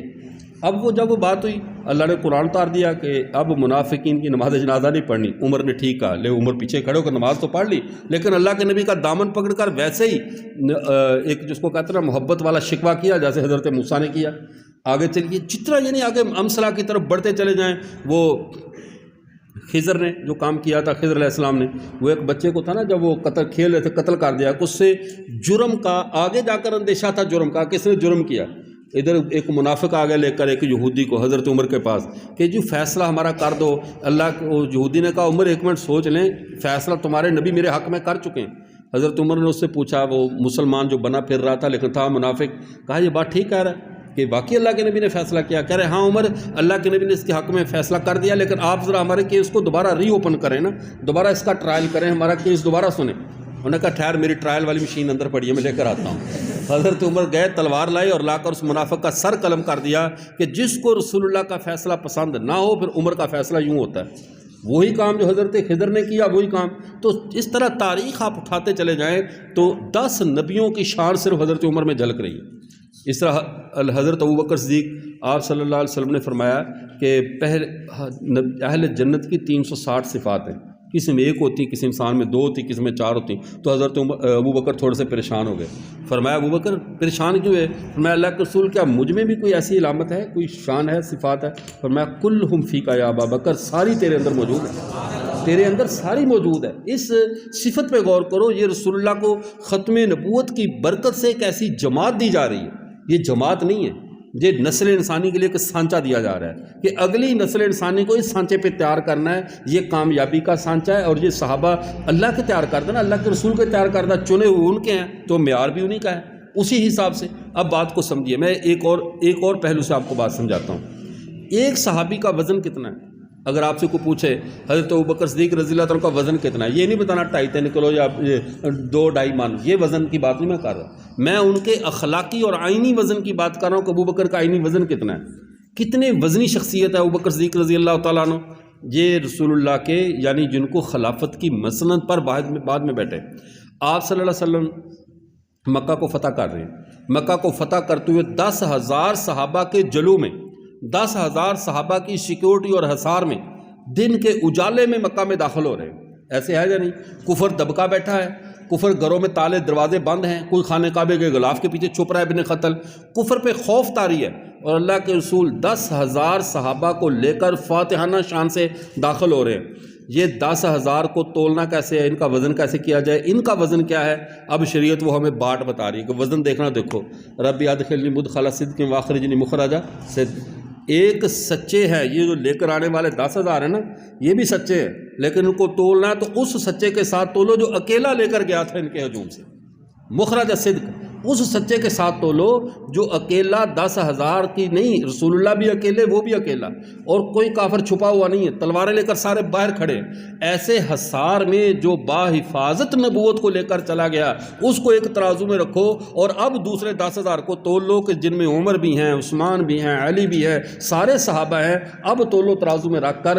یہ 10,000 اس وقت لے کر آئے ہیں جب کفر کمروں میں دبکا ہوا ہے، چھپا ہوا ہے، یہ فاتحانہ آ رہے ہیں، اور ابو بکر اکیلا اس وقت لے کر گیا تھا جب کفر باہر تھا، اور یہ رات کی تاریکی میں نور نبوت کو، مقام نبوت، اللہ کے نبی کی ذات نبوت کو باحفاظت لے کر چلا گیا تھا۔ اب ان 10,000 کی سیکورٹی اس ایک کی سیکورٹی کے برابر ہے۔ 10,000 کی سیکورٹی، 10,000 کا درجہ تولنا ہے تو اس طرح تولو۔ یہی تو وجہ ہے ختم نبوت کی برکت سے پہلی نبوتوں میں، پہلے نظاموں میں کام ہوتا تھا۔ وہ کیا تھا کہ ہر نبی میں 2 صفات اللہ نے رکھی تھی، ہر نبی میں 2 صفات۔ ہر نبی مصدق بھی ہوتا تھا، مبشر بھی ہوتا تھا۔ ہر نبی مصدق بھی ہوتا تھا، مبشر بھی ہوتا تھا۔ پچھلے نبیوں کی وہ تصدیق کرتا تھا، اگلے کی بشارت دیتا تھا۔ ہر نبی کہتا تھا پچھلے سچے ہیں، میرے بعد فلاں آ رہا ہے وہ بھی سچا ہے، نئے کی بشارت دے دی۔ ہمارے پیارے پیغمبر صلی اللہ علیہ وسلم سابقہ سارے نبیوں کے مصدق تو ہیں، کسی نئے نبی کے مبشر نہیں، کسی نئے نبی کے مبشر۔ اب جب نئے نبی کے مبشر نہیں ہیں ہمارے پیغمبر نے، ویسے بشیر و نذیر مبشر ہیں، جنت کی خوشخبری دینے والے ہیں، ساری خوشخبریاں دینے والے ہیں، لیکن ہمارے پیارے پیغمبر صلی اللہ علیہ وسلم نے کسی نئے نبی کی ہمیں کوئی خوشخبری نہیں دی، کسی نئے نبی کی خوشخبری نہیں دی، بلکہ ہمیں جھوٹوں کی خبر دی ہے۔ وہ جھوٹوں کی خبر خوشخبری نہیں ہوتی، ٹھیک ہے نا، وہ بری خبر ہے۔ بری خبر ہمیں دی ہے کہ جھوٹے اب آئیں گے، لیکن سچوں کی خوشخبریوں کا دور ختم ہو گیا۔ اب جب سارے نبیوں کو مصدق ملے، موسیٰ کو مصدق عیسیٰ ملے، عیسیٰ کو مصدق رسول اللہ صلی اللہ علیہ وسلم ملے، رسول اللہ نے سب کی تصدیق کر دی، تو ہمارے نبی کی تصدیق کون کرے گا؟ پیچھے تو آنے والے کوئی نہیں۔ تصدیق تقاضا بنتا یا نہیں بنتا؟ ختم نبوت کی وجہ سے پھر امت میں نئی کرسی رکھی گئی، جیسے یہ رکھی ہے نا کرسی، ایک نیا منصب رکھا گیا، نئے منصب کا اجرا کیا گیا، اس منصب کا نام صدیق ہے۔ اس منصب کا نام کیا ہے؟ جو کام 1,24,000 نبی کرتے رہے ایک دوسرے کی تصدیق والا، اب یہ کام اکیلا ابو بکر کرے گا، اور وہ رسول اللہ کا صدیق بن کر بیٹھے گا، کیونکہ اب نبوت کیا ہو گئی ہے؟ نبوت ختم ہونے کی وجہ سے مصدق والی بات بھی ختم، اب مصدق والی بات ختم ہو گئی، اب تصدیق کا دور شروع ہو گیا، اور پہلے اس منصب پر بلا فصل ایسی ہستی کو بٹھایا گیا جس کا خمیر ہی رسول اللہ کی تصدیق سے اٹھا تھا۔ جس کا خمیر رسول اللہ کی تصدیق سے کیسے؟ ادھر اللہ کے نبی نے کیا فرمایا؟ ہر ایک نے نبوت پر دلیل مانگی ہے سوائے ابو بکر کے، ہر ایک نے اپنا شبہ پیش کیا سوائے ابو بکر کے۔ کیوں ابو بکر نے ایسا نہیں کیا؟ ابو بکر کی مثال آئینے کی ہے، رسول اللہ کی مثال چراغ کی ہے۔ ادھر چراغ چمکا نہیں، آئینہ روشن ہوا نہیں، چراغ چمکتا گیا، آئینہ روشن ہوتا گیا۔ ابو بکر کا جو خمیر ہی رسول اللہ کی تصدیق سے اٹھایا گیا تھا، ان کا خمیر ہی۔ اور علامہ محب تبری نے مسوہ نظرتن کیا کتاب کا نام ہے، اللہم صلی علی محمد، کتاب کا نام ذہن سے نکل گیا، نظرتن نہیں، اس طرح کتاب کا بھی میں ذہن، اچھا اس کتاب ایک حدیث لائے ہیں علامہ محب تبری رحمۃ اللہ علیہ۔ وہ کہتے ہیں کہ جب معراج کی رات آپ صلی اللہ علیہ وسلم نے اس جبرائیل سے پوچھا تھا نا کہ یار اتنا کچھ مجھے دکھا رہے ہو، دنیا میں مانے گا کون؟ کہا قحافہ کا بیٹا عبداللہ، جس کا نام آسمانوں پہ صدیق ہے، زمین پہ بھی اس کا نام صدیق ہے، اور وہ تمہاری ہر بات میں تصدیق کرے گا، تمہاری ہر بات میں تصدیق کرے گا کہ ان کا خمیر ہی تمہاری تصدیق کے لیے اٹھایا گیا ہے، ان کا خمیر ہی اس بات کے تمہاری تصدیق کرے۔ تو اس امت میں ایک نئی مسند کا اضافہ کیا گیا جس مسند کا نام صدیق ہے، اور اس اضافے کا مطلب یہ ہے کہ اب کوئی نیا نبی آنے والا نہیں۔ اور دوسری بات یہ بھی ذہن میں رکھیں، جب آپ کو وفاق کی طرف سے سند مل جاتی ہے، آپ فارغ التحصیل ہو گئے، آپ کو حنیف جلندری صاحب دامت برکاتہم کے دستخط بھی مل گئے، اساتذہ کے دستخط بھی آپ کی سند پر مل گئے، تو کیا کسی طالب علم کو دیکھا ہے کہ وہ ادھر ادھر اپنے مدرسے کے چوکیدار کو ڈھونڈ رہا ہو کہ اس کے دستخط بھی میں سند پر لے لوں؟ کبھی سنا؟ چوکیدار کو تو چھوڑو، آپ تو چھوٹے سازہ سے دستخط نہیں لیتے کہ بڑوں کے آنے کے بعد چھوٹے کے دستخط کی ضرورت ہے؟ اب ہمارے نبی صلی اللہ علیہ وسلم کے بعد جو بھی آئے گا، صاف ظاہر ہے ہمارے نبی کی تصدیق کرے گا۔ جب وہ تصدیق، جیسے مرزا قادنی کہتا ہے میں تصدیق کرتا ہوں، جیسے وہ مسلمہ قذاب کہتا ہے میں محمد عربی کو اللہ کا نبی مانتا ہوں، وہ نبی مانے تصدیق کرے تو دو ہی صورتیں ہوں گی، یا تو یہ ہے کہ وہ اللہ کے نبی سے بڑا ہوگا، کیونکہ سند پہ دستخط ہمیشہ بڑے کے ہوتے ہیں، ایسے ہی ہے نا، چھوٹوں کو تو دستخط نہیں ہوتے، بڑا ہوگا، برابر ہوگا یا چھوٹا ہوگا۔ برابر اللہ کے نبی کا ہو کوئی نہیں سکتا، ٹھیک ہے نا، بڑا یہ بھی نہیں مانتے، تو چھوٹے اب اللہ کے نبی کی نبوت کی تصدیق یہ بنگی چرسی اٹھ کر کرے گا کہ میں ان کا نیب نبی بن کر آیا اور میں تصدیق کرتا ہوں کہ اللہ کے نبی صلی اللہ علیہ وسلم اللہ کے آخری نبی ہیں۔ اب نبی کریم صلی اللہ علیہ وسلم وہ بڑی ہستی ہیں جن کے دستخطوں سے سارے نبیوں کی نبوت کی تصدیق ہو گئی، لیکن محمد کا مقام ایسا ہے، ختم نبوت کا مطلب یہ ہے کہ اب اس نبوت کو کسی تصدیق کی ضرورت نہیں رہی، اس نبوت کو کسی تصدیق کی ضرورت ہے۔ جب نبوت کو تصدیق کی ضرورت ہو تو وہ دور اجرائے نبوت ہوتا ہے، اور جب نبوت کو تصدیق کی ضرورت نہ رہے تو وہ دور ختم نبوت ہے۔ ہم اس دور میں رہ رہے ہیں، وہ دور کون سا ہے؟ یہ دور ختم نبوت کا دور ہے، محمد عربی صلی اللہ علیہ وسلم کی نبوت کا دور ہے۔ اب اس کے بعد ہمیں کسی نئی طرف جانے کی، نئی طرف غور کرنے کی نہ ضرورت ہے، نہ ہمارے دل و دماغ میں اس کا خیال پیدا ہوتا ہے۔ یہی تو وجہ ہے امت نے ہمیشہ اچھے علماء کو ڈھونڈا، صوفیاء کو ڈھونڈا، فقہاء کو ڈھونڈا، نبی ڈھونڈنے کے لیے کبھی نہیں نکلی، نبی ڈھونڈنے کے لیے دل میں خیال بھی نہیں آتا۔ علاقے کا ایک پیر ہو، وہ تھوڑے سے اس کے مرید کام ہم کہتے ہیں وہ پیر ڈھونڈو جس کے مریدین زیادہ ہیں۔ ادھر کے مدرسے میں تعلیم کی کمزوری ہے، کراچی چلو، فلاں جگہ چلو، ملتان چلو، لاہور چلو، وہاں کے مدرسوں کی پڑھائی زیادہ ہے۔ دنیا میں ہر چیز کی بہتری ڈھونڈتے ہیں، لیکن یہ امت کبھی نبی ڈھونڈنے نہیں نکلتی۔ کیوں؟ اس لیے کہ ہمارے دل و دماغ سے یہ بات اٹھا دی گئی ہے کہ اب کسی نئے نبی کی ضرورت ہے۔ رسول اللہ صلی اللہ علیہ وسلم نے دین اسلام کو اس حد تک مکمل کر کے ختم نبوت کے اوپر سٹیمپ لگا دی ہے، اب کسی دین کے پنپنے کے لیے، رکنے کے لیے ایک انچ رقبہ بھی کائنات میں باقی نہیں ہے جہاں کوئی اپنی نبوت کا ٹھیلا لگا سکے۔ یہ ساری کائنات ختم نبوت کی ہے، ساری کائنات کس کی ہے؟ آپ صلی اللہ علیہ وسلم نے ثریا سے ثرا تک، آسمان عرش معلی تک کا سفر کر کے بتا دیا کہ یہ سارا ایریا دائرہ نبوت کا ایریا ہے۔ یہ جگہ راج، ہمارا اپنا راج ہے نا، رسول اللہ علیہ وسلم کے جتنے نبی پہلے گزرے، کوئی مدین کی طرف ہے، کوئی صالح ہے، کوئی فلاں علاقے کی طرف ہے، کوئی مصر کا نبی ہے، کوئی شام کا نبی ہے، ان کے علاقے محدود ہیں۔ رسول اللہ صلی اللہ علیہ وسلم کا علاقہ بھی لامحدود رکھا گیا کہ پوری کائنات میں اب صرف ایک ہی ہستی کی نبوت چلے گی، اور وہ صرف محمد صلی اللہ علیہ وسلم کی نبوت چلے گی۔ ان کے بعد کسی بھی قسم کی کوئی نبوت نہیں چلے گی، اور نہ اس کے لیے کوئی گنجائش ہے۔ تو یہی وجہ ہے ختم نبوت کے معاملے میں، اس ختم نبوت کے موضوع کی ہمیشہ سے یہ تاریخ رہی ہے کہ یہ موضوع امت کا حساس موضوع رہا ہے۔ امت کا ایک دیکھیں میں ایک بات عرض کرتا ہوں، اگر کوئی آپ کے استاد یا آپ کے ٹیچر آپ کے ہاتھ میں چھڑی مار دیں یا محلے میں لڑائی ہو جائے، کوئی آپ کے ایک دو مکے مار دے کوئی ایسے، اس بات کو لوگ برداشت کرتے ہیں، اور کوئی آپ کا گلا دبا کر آپ کے قتل کے در پہ ہو جائے، آپ کو مارنا چاہے تو اس کو بھی کہو کہ کوئی بات نہیں، اکابر ہمارا بزرگوں کا مشورہ ہو گیا کہ کسی پہ ہاتھ نہیں اٹھانا، کبھی سنا ہے ایسا؟ کوئی آپ کی جان لینے کے در پہ ہو تو کہو چونکہ ریونڈ جوڑ میں طے ہو گیا تھا اس لیے اب ہم نے اس کو کچھ نہیں کہنا۔ اپنے تحفظ کے لیے اپنی جو جان کا دشمن اسے معاف نہیں کیا جاتا، چھوٹی موٹی ٹینشنوں کی کوئی پرواہ نہیں کرتا، چھوٹی موٹی باتوں کو برداشت کر لیتا ہے۔ جو عقیدہ ختم نبوت پہ حملہ کرتا ہے وہ بحیثیت مجموعی اس امت کے قتل کا ارادہ کر رہا ہے، اس امت کے خاتمے کی کوشش کر رہا ہے، چونکہ نیا نبی آنے کے بعد پچھلے نبی کا نام باقی رہتا ہے، امت سے اس کی شناخت ختم کر دی جاتی ہے۔ ایسے ہے یا نہیں؟ جو موسیٰ علیہ السلام کے ماننے والے عیسیٰ پر ایمان نہیں لائے وہ مسلمان رہے، کیونکہ اللہ کے ایک سچے نبی کا انکار گویا کہ سب کا انکار ہے، ایک سچے کا انکار گویا کہ سب کا انکار ہے۔ تو جس نے موسیٰ کو مانا اور عیسیٰ کو نہیں مانا، اور عیسیٰ کو مانا، موسیٰ کو مانا، سب کو مانا، محمد عربی کو نہیں مانا، گویا کہ اس نے ایک کا انکار نہیں کیا، اس نے سب کا انکار کر دیا۔ تو جب سابقہ امتوں کی زندگی نئے لوگوں کے نئے نبیوں کے ماننے میں تھی، اس امت کو بتا دیا گیا تمہاری زندگی نئے لوگوں کے انکار میں ہے۔ اب وہ امتیں باقی رہتی تھیں نئے کو ماننے کے ساتھ، وہ مسلمان رہتی تھیں نئے نبی پر ایمان لانے کے ساتھ۔ اگر ایمان نہیں لائے موسیٰ والے عیسیٰ پر تو وہ کافر ہو گئے، عیسیٰ والے رسول اللہ پر ایمان نہیں لائے تو وہ کافر ہو گئے۔ تو یہ بات ذہن میں رکھے، بقیہ سابقہ امتوں کے مسلمان رہنے کے لیے، یہ ان کی زندہ ہونے کے لیے، ان کی حیات ایمانی کے لیے ضروری تھا کہ نئے نبی پر ایمان لائیں، اور ہماری حیات ایمانی کے لیے، ہماری زندگی کے لیے ضروری ہے کہ ہم کسی نئے پر ایمان ہیں، چونکہ ان کی زندگی ایمان لانے میں تھی، ہماری موت ایمان لانے میں ہے۔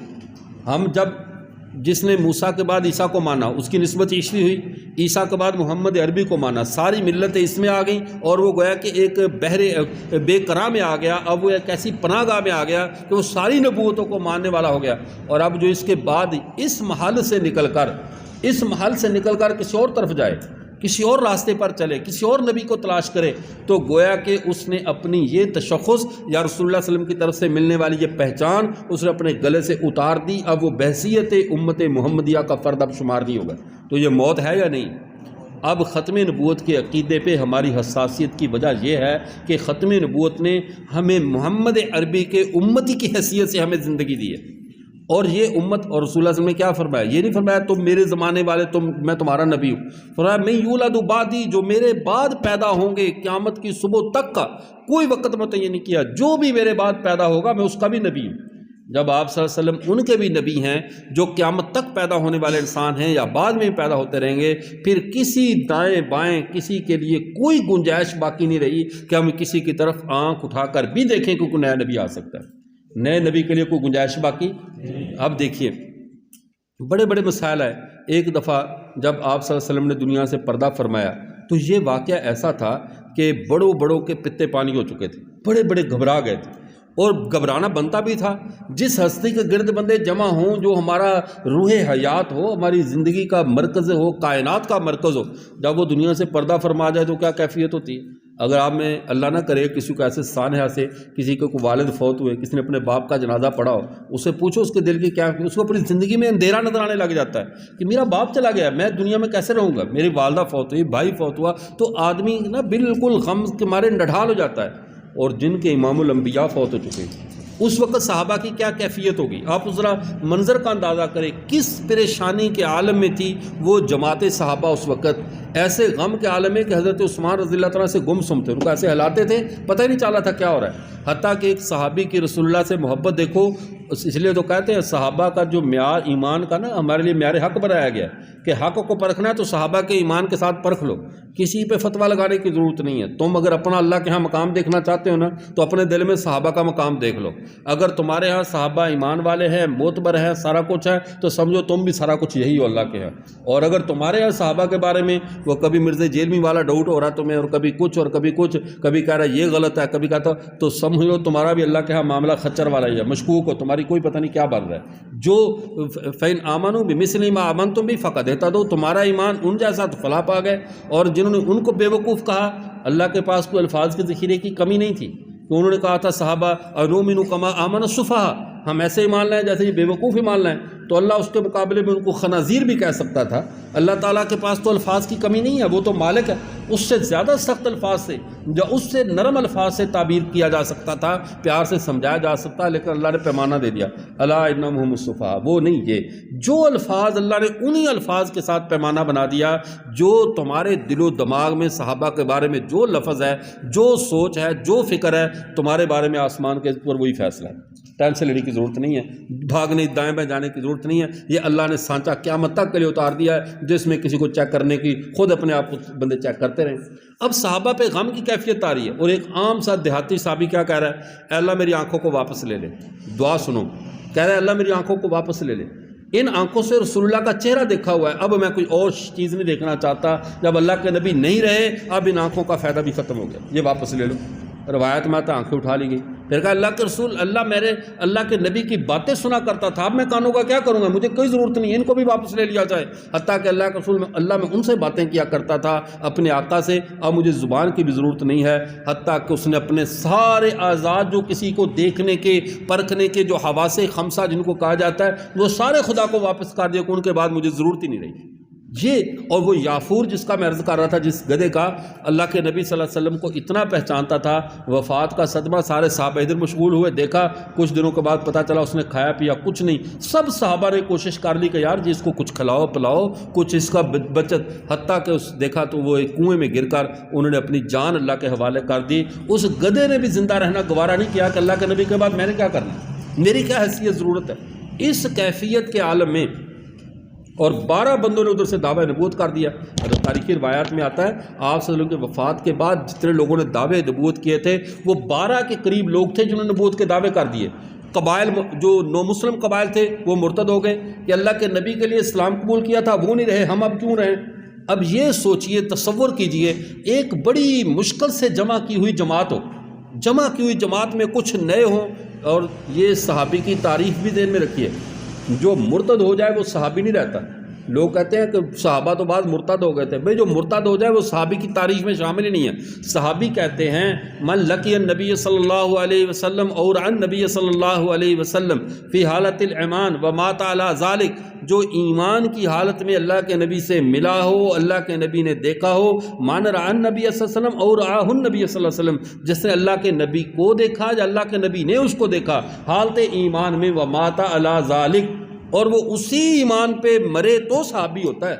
اگر ایمان کی حالت میں دیکھا، ایمان لایا، پھر مرتد ہو گیا، چونکہ وہ ایمان کو قبر تک نہیں لے جا سکا، اب وہ ایمان سے بھی گیا، شرف صحابیت سے بھی گیا۔ صحابی کا شرف مرنے کے بعد بنتا ہے۔ صحابی کا شرف کیسے بنتا ہے؟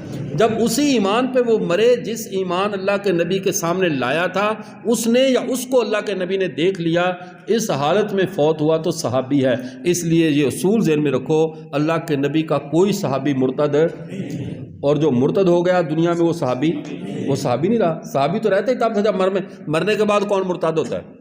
اگر کو کہو تم اتنی بات مانو کہ صحابہ ایمان کی حالت میں مرنے کے بعد قبر میں جا کر مرتد ہو گئے تھے، یہ تو ایک نئی فلم ہوئی، اس کو کون مانے؟ قبر میں مرتد ہو گئے، قبر میں ارتداد نہیں ہوتا، اور جب دنیا میں ارتداد ہو جائے تو صحابی، جب صحابی نہیں رہتا تو وہ اس تعریف میں شامل ہی نہیں۔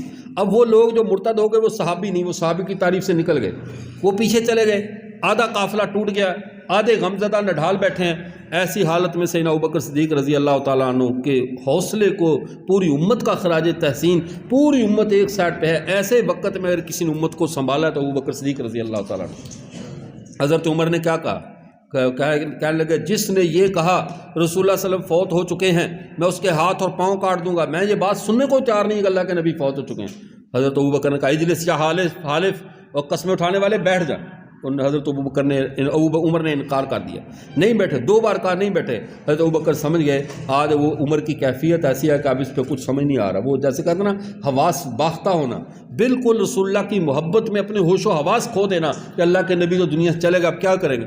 حضرت ابوبکر ممبر پہ کھڑے ہوئے اور کھڑے ہو کر کیسا دل پذیر اعلان فرمایا، من کان یعبد محمد فإن محمد قد مات، جو تم میں رسول اللہ کی عبادت کرتا تھا سن لو، پھر تمہارا معبود فوت ہو چکا ہے۔ ومن کان یعبد اللہ فإن اللہ حی لا یموت، جو اللہ کی عبادت کرتے تھے وہ سن لیں اللہ تمہارا حی و قیوم ہے اور زندہ ہے. اور پھر وما محمد الا رسول قد خلت من قبلہ الرسل افإن مات أو قتل انقلبتم على أعقابكم. اب محمد نہیں الماسوا اللہ کے رسول کے پہلے بھی رسول آئے چلے گئے، کیا ان کے جانے سے تم اپنی ایڑیوں پہ واپس دوسری ملتوں میں واپس لوٹ جاؤ گے؟ یہاں پہ ایک جملے پہ غور کرو، انقلبتم علی اعقابکم، کھڑے ہو کر اپنی ایڑیوں کے بال، مطلب ادھر کھڑے ہو، ادھر کھڑے ہو، ادھر کو منہ کرے قبلہ رو. یہ عقاب کیا ہے؟ یہ ان کی پچھلی ایڑیوں کا پچھلا حصہ. اب عقابکم پیچھے پلٹ کر جانا، کیا تم پچھلے دنوں کی طرف پلٹ جاؤ گے؟ حضرت ابوبکر نے یہ نہیں کہا کہ کیا تم اگلی ملت میں کسی میں چلے جاؤ گے، یہ نہیں کہا کہ اگلی ملت میں چلے جاؤ گے. کیا فرمایا اللہ نے قرآن میں؟ کیا نازل کیا؟ تم لوٹ جاؤ گے پچھلی ملتوں میں. پچھلی ملتوں میں لوٹنے کا کیا مطلب؟ کہ اب جانے کی راہ آگے کوئی بھی نہیں ہے، جانے کی راہ آگے یہی راہ ہے، اللہ کی آخری راہ ہے. ابو بکر نے ختم نبوت کا اعلان بھی فرما دیا، پچھلی ملتوں کی طرف لوٹو گے، آگے تو ملت ہے کوئی نہیں. چلو صحابہ کو یہ بھی تو کہا جا سکتا تھا یار کیوں اتنی ٹینشن لے کر تم تو نڈال ہو کر بیٹھ گئے، اب 200-400 سال کی بات ہے، ایک نیا نبی آ جائے گا پھر تم دوبارہ تر و تازہ ہو جاؤ گے، نیا نبی آ جائے گا پھر حوصلہ پکڑ لینا. فرمایا نہیں، عقابکم، پیچھے لوٹ کر جاؤ گے، آگے تو ہے ہی کوئی نہیں، آگے ہے ہی کوئی نہیں، تو پیچھے لوٹ کر جانا. تو ابوبکر صدیق نے جب یہ اعلان فرمایا تو صحابہ کہنے لگے ہمیں یوں لگا جیسے یہ قرآن کی آیت آج ہی اتری ہے.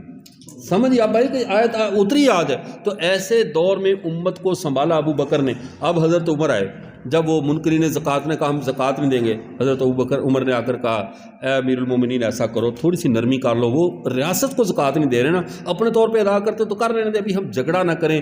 اتنے غمزدہ حالات ہیں. مسلمانوں کی کیفیت اس وقت یوں تھی جیسے ایک بیگی ہوئی بکری قافلے سے جدا ہو کر جنگل میں رہ گئی اور بھیڑیوں کا اس پر حملہ ہو جائے.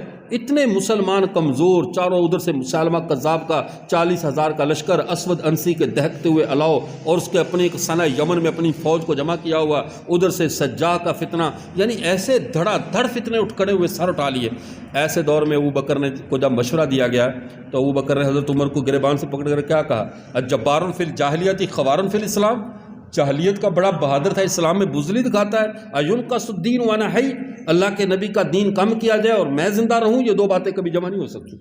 دین وہی رہے گا جو رسول اللہ دے کر گئے، کوئی بندہ رہتا رہے نہیں رہتا نہ رہے، دین کو باقی رہنا ہے، بندوں کو باقی نہیں رہنا رہے، سارے شہید ہو جائیں مجھے کوئی ٹینشن نہیں. حتیٰ کہ جب فتنہ مسالمہ کذاب کے مسئلے کا جو لشکر جا رہا تھا، صحابہ نے دوسرے زکوٰۃ کے منکرین کے خلاف لڑنے کے لیے نرمی کا مشورہ دیا، لیکن منکرین ختم نبوت کے خلاف لڑنے کے لیے ایک صحابی نے بھی نرمی کا مشورہ نہیں دیا کہ یہ محمد عربی کے بعد نئی امت کا اجرا ہے، نئی نبوت کا اجرا ہے. اور صحابہ 40,000 کے لشکر کے مقابلے میں 12,000 کا قافلہ لے کر گئے، 700 صحابہ شہید ہوئے، 70 بدری صحابہ اس میں شہید ہو گئے. حالانکہ صحابہ کی پالیسی کیا تھی کہ جو بدری ہیں یہ تبرک ہے. بدری کیا ہے؟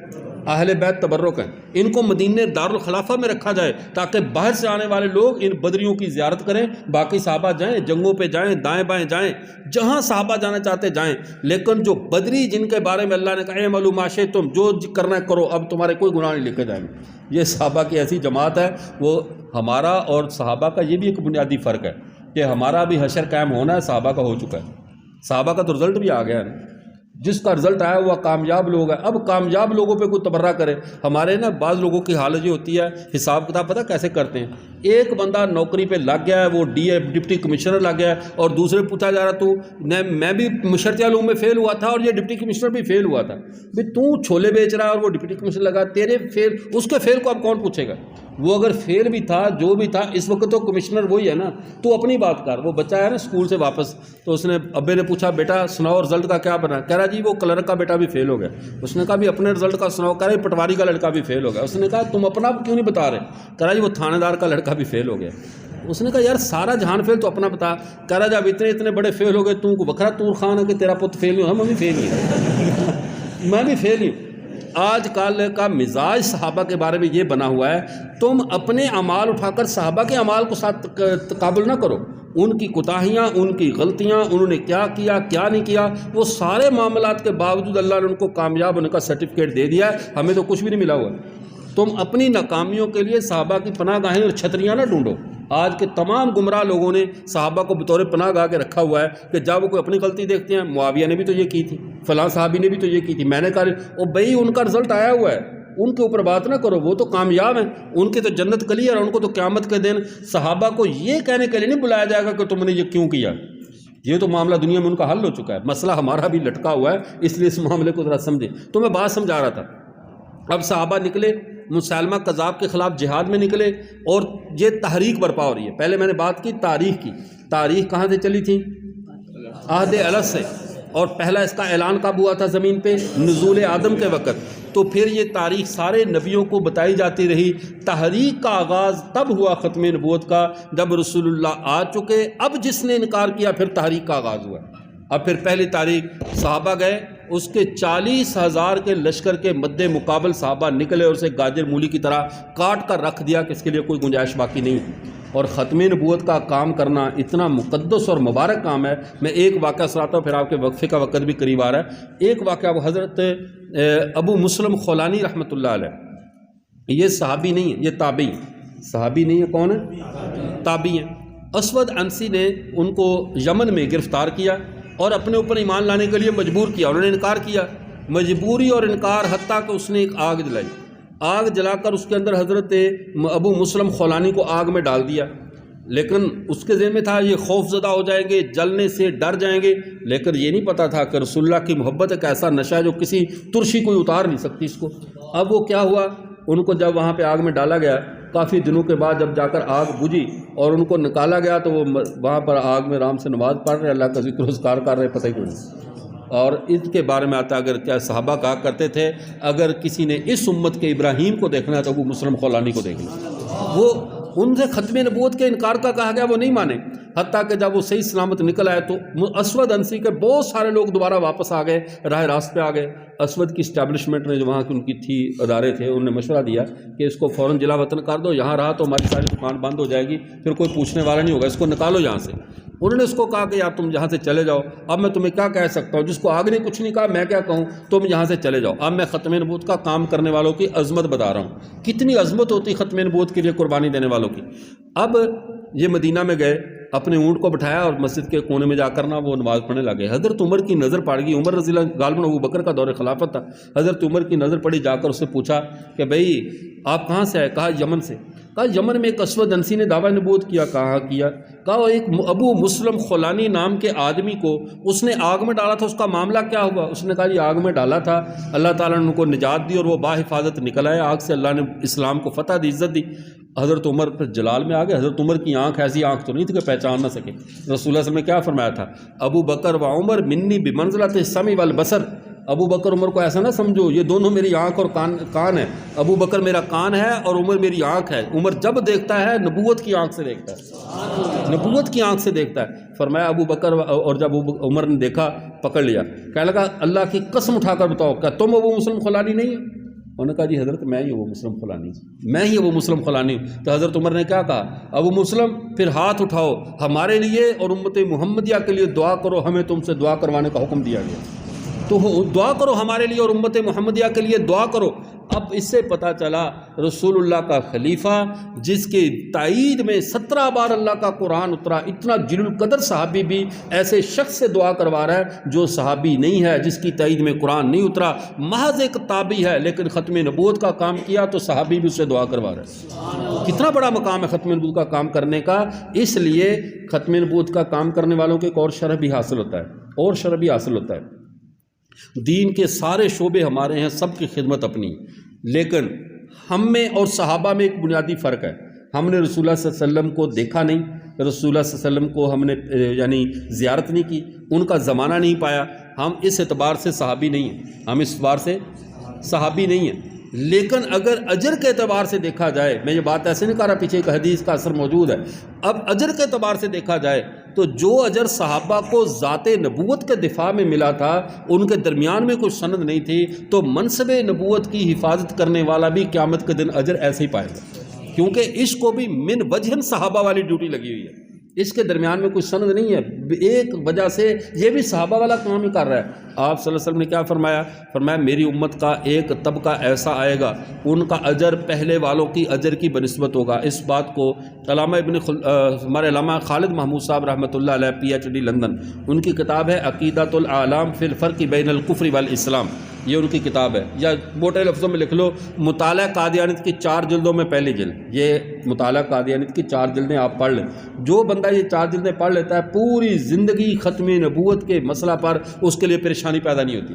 قادیانیت کا تمام رخ اس کے سامنے کھل کر سامنے آ جاتا ہے، کوئی بحث پوشیدہ نہیں رہتی۔ مطالعہ قادیانیت کی 4 جلدیں ہیں علامہ خالد محمود صاحب رحمۃ اللہ علیہ، ان کو آپ پڑھ لیں۔ اب بات کو، اور یہ عام فہم ہے، یہ ہمارے نا وہ مدرسوں والے مزاج پہ نہیں لکھی گئی، بلکہ یہ یونیورسٹی کالج کے لوگوں کی ذہنی سطح کو سامنے رکھ کر حضرت نے کتابیں لکھی ہیں۔ بہت آسان طریقے سے ختم نبوت کا، کفر و اسلام کا، حیات عیسیٰ کا اور قادیانیت کا مسئلہ ان 4 جلدوں میں حضرت نے سمجھایا ہے۔ اب بات سمجھے، حضرت نے اس میں کیا فرمایا؟ فرمایا کہ اللہ کے نبی صلی اللہ علیہ وسلم نے ارشاد فرمایا کہ یہ جو میری امت کا آخری طبقہ ہوگا ان کو اجر پہلے والوں جیسا ملے گا جو صحابہ کو اجر ملتا تھا۔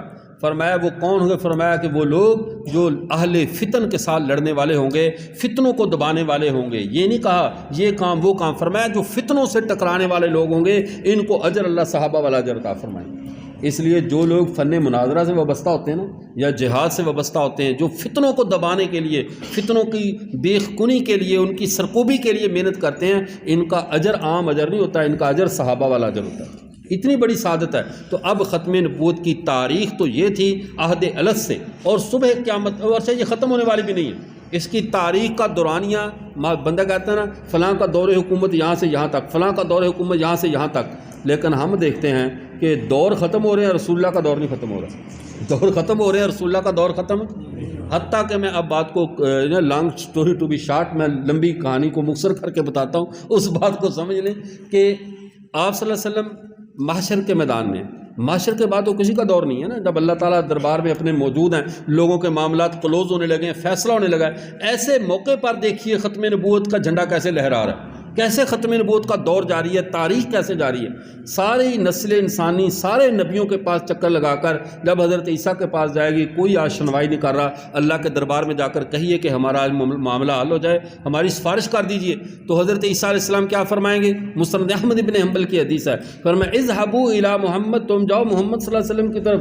فإنه خاتم النبیین، وہ نبیوں کے خاتم ہیں، وہ نبیوں کے سردار، ختم نبوت والے نبی ہیں، آخری نبی ہیں۔ اور اگلی بات کیا فرمائیں گے؟ فإنه قد حضر اليوم، یہ نہیں ہے کہ دوسرے نبی کون تھا وہاں غیر حاضر ہوں گے، سارے موجود ہوں گے نا۔ جب ابو بکر کے حضرت موسیٰ کے پاس گئے، ابراہیم کے پاس گئے تو سارے حاضر تو سارے تھے، لیکن عیسیٰ علیہ السلام نے کیوں کہا فإنه قد حضر اليوم؟ عیسیٰ علیہ السلام تو خود وہاں حاضر نہیں ہے کیا؟ کہنے کا مطلب یہ تھا آج کے حاضر ڈیوٹی نبی وہ ہیں، حاضر ڈیوٹی نبی۔ ہم سب نبی تھے لیکن ہیں اس وقت، ہم نبی تو ہیں لیکن ہمارا دور نہیں ہے۔ نبی کی 2 حیثیتیں ہوتی ہیں، ایک وقت نبی جو ہوتا ہے وہ مرکز اطاعت ہوتا ہے، اور ایک وقت ایسا ہوتا ہے کہ نبی مرکز اطاعت نہیں ہوتا۔ جب نبی مرکز اطاعت ہوتا ہے وہ اس کا اپنا دور ہوتا ہے، اور جب نئے نبی کا دور آ جائے، اس کا دور ختم ہو جائے تو وہ نبی تو رہتا ہے، مرکز اطاعت نہیں رہتا۔ عیسیٰ علیہ السلام آئیں گے، میں کہتا ہوں عیسیٰ کیا، حضرت آدم سے عیسیٰ تک سارے بھی آ جائیں، ختم نبوت پہ فرق نہیں پڑتا۔ حضرت عیسیٰ سے حضرت آدم تک سارے نبی بھی آ جائیں، ختم نبوت کے عقیدے پہ فرق کیوں نہیں پڑتا؟ اس لیے کہ وہ آئیں گے، ان کی نام، وہ ان کا منصب تو نبی کو ہوگا لیکن ان کا دور نبوت نہیں ہوگا، وہ مرکز اطاعت نبوت پہ فرق تب آتا ہے، ختم نبوت پہ بات تب آتی ہے جب کوئی آ کر اپنی اطاعت کا کہے کہ میری پیروی کرو، میرے اوپر وحی نازل ہوتی ہے، میں نبی بن کر آ گیا ہوں، میری تابع داری کرو۔ جو محمد صلی اللہ علیہ وسلم کی تابع داری سے ہمیں نکالنے کے لیے آئے وہ ختم نبوت کے لیے نقصان دہ ہے، اور جو پیرے پیغمبر کی نصرت اور مدد کے لیے آئے وہ سارے بھی آ جائیں تو ختم نبوت کی۔ کیا وہ معراج کی رات آئے تھے کہ نہیں اقصیٰ میں نماز پڑھنے کے لیے؟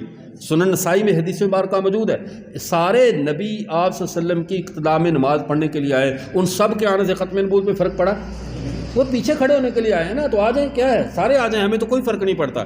فرق تب پڑے گا جو آگے آ کر کھڑا ہونے کی کوشش کرے گا، آگے اب کوئی نہیں کھڑا ہو سکتا۔ یہی تو وجہ ہے عیسیٰ علیہ السلام بھی آ کر کیا کریں گے؟ حضرت مہدی اس امت کے فرد کے پیچھے آ کر کھڑے ہوں گے، آگے کھڑے نہیں ہوں گے۔ تکرمۃ لہذ الامہ، اس امت کا اب اکرام یہ ہے کہ اس امت کے آگے اب کوئی نبی کھڑا نہیں ہو سکتا، کوئی نبی کھڑا کیوں؟ یہ ختم نبوت والی امت ہے، کیوں آگے ویسے کھڑا ہوگا بھی کیسے جس امت کے ابو بکر کے پیچھے خود امام الانبیاء، جس نبی کے پیچھے 1,24,000 نبی نماز پڑھ رہے ہیں، اور وہ نبی خود ابو بکر کے پیچھے نماز پڑھ کر اس امت کی روحانی پرواز بتا رہا ہے، یہ امت اتنی اونچی پرواز رکھنے والی ہے کہ جس کے پیچھے 1,24,000 نبی نماز پڑھیں، وہ خود اپنی امتی 2 عبد الرحمن ابن عوف اور ابو بکر ان کے پیچھے نماز پڑھ کر بتا رہا ہے اب جو بھی آئے گا اس امت کے پیچھے کھڑا ہوگا، ان کے آگے کوئی نہیں کھڑا ہو سکتا۔ یہ ختم نبوت نے اعزاز بخشا ہم سے، اب ہمارے آگے کوئی کھڑا نہیں ہوگا، سب پیچھے۔ تو میں عرض کر رہا تھا، اب حضرت عیسیٰ علیہ نبینا علیہ السلام انہوں نے جب کہا اذهبوا الی محمد، جاؤ محمد کی طرف، فإنه خاتم النبیین، وہ اللہ کے آخری نبی ہیں، فإنه قد حضر اليوم، آج کے دن کے حاضر ڈیوٹی نبی بھی وہی ہیں، حاضر ڈیوٹی نبی، ریٹائر نہیں، حاضر ڈیوٹی نبی وہ ہیں۔ تو اس سے پتہ چلا ختم نبوت کی تاریخ کا یہ جو اب قیامت آ رہی ہے نا، یہ کوئی انقضاء یا اختتام کا نام نہیں ہے، یہ ہمارے نبی کے دور نبوت میں پیش آنے والے ایک واقعے کا نام ہے۔ ایک واقعے کا نام موت ہے، ایک واقعے کا نام حشر ہے، ایک واقعے کا نام پلسرات ہے، ایک واقعے کا نام جنت دوزخ ہے، کہ یہ مقامات آگے آ رہے ہیں۔ دور یہی چلے گا، دور ختم نہیں ہوگا، کیونکہ یہ دور کس کا دور ہے؟ ختم نبوت کا دور۔ ختم نبوت کا دور ابدی دور ہے۔ اب اس میں کبھی انقطاع تب ہوتا ہے ختم نبوت کے دور میں جب کوئی نیا نبی آ جائے۔ اگر میدان محشر میں بھی نیا نبی آ جاتا تو یہ دور ختم نبوت نہ ہوتا، یہ اجرائے نبوت کا دور ہوتا۔ تو اب پیارے وہ کہیں گے اذهبوا الی محمد، جاؤ محمد کی طرف، فإنه قد حضر اليوم فإنه خاتم النبیین، وہ اللہ کے آخری نبی بھی ہیں۔ پھر وہ کہیں گے کہ کہیں ایسا تو نہیں ہے، ابراہیم کے پاس گئے، انہوں نے عذر کر دیا، آدم نے کہا میرے وہ گندم کا دانہ کھایا تھا، اب اللہ کے سامنے نہیں جا سکتا، نوح کے پاس گئے، انہوں نے کہا میں نے بیٹے کی سفارش کی تھی، اب مجھے ڈر لگ رہا ہے اللہ کے سامنے نہیں جا سکتا۔ کہیں ایسا تو نہیں ہے کہ ہم جائیں تو ہمیں بھی محمد صلی اللہ علیہ وسلم ہی کہہ دے کہ میں فلاں واقعے کی وجہ سے نہیں جا سکتا؟ فرمایا نہیں جاؤ، فإنه قد غفر اللہ ما تقدم من ذنبه وما تأخر، وہ ایسی ہستی ہے جس کے ہاتھوں میں سر پہ غفران کی چادر ہے اور ہاتھ میں تطہیر کی سند ہے، وہ بالکل کلیئر معاملہ ہے، جاؤ سارا معاملہ حل ہو جائے گا۔ اور پھر اگلی بات، میرے نبی کا دور چل رہا ہے، اور جب دور چل رہا ہو تو وہی جاری اس نبی پہ رہتی ہے۔ اللہ کے نبی نے کیا فرمایا تھا؟ میں اس وقت سجدہ کروں گا، اللہ اس وقت مجھے کچھ کلمات عطا فرمائیں گے جن کے ساتھ میں دعا کروں گا اور اللہ کی مدح و ثنا کروں گا۔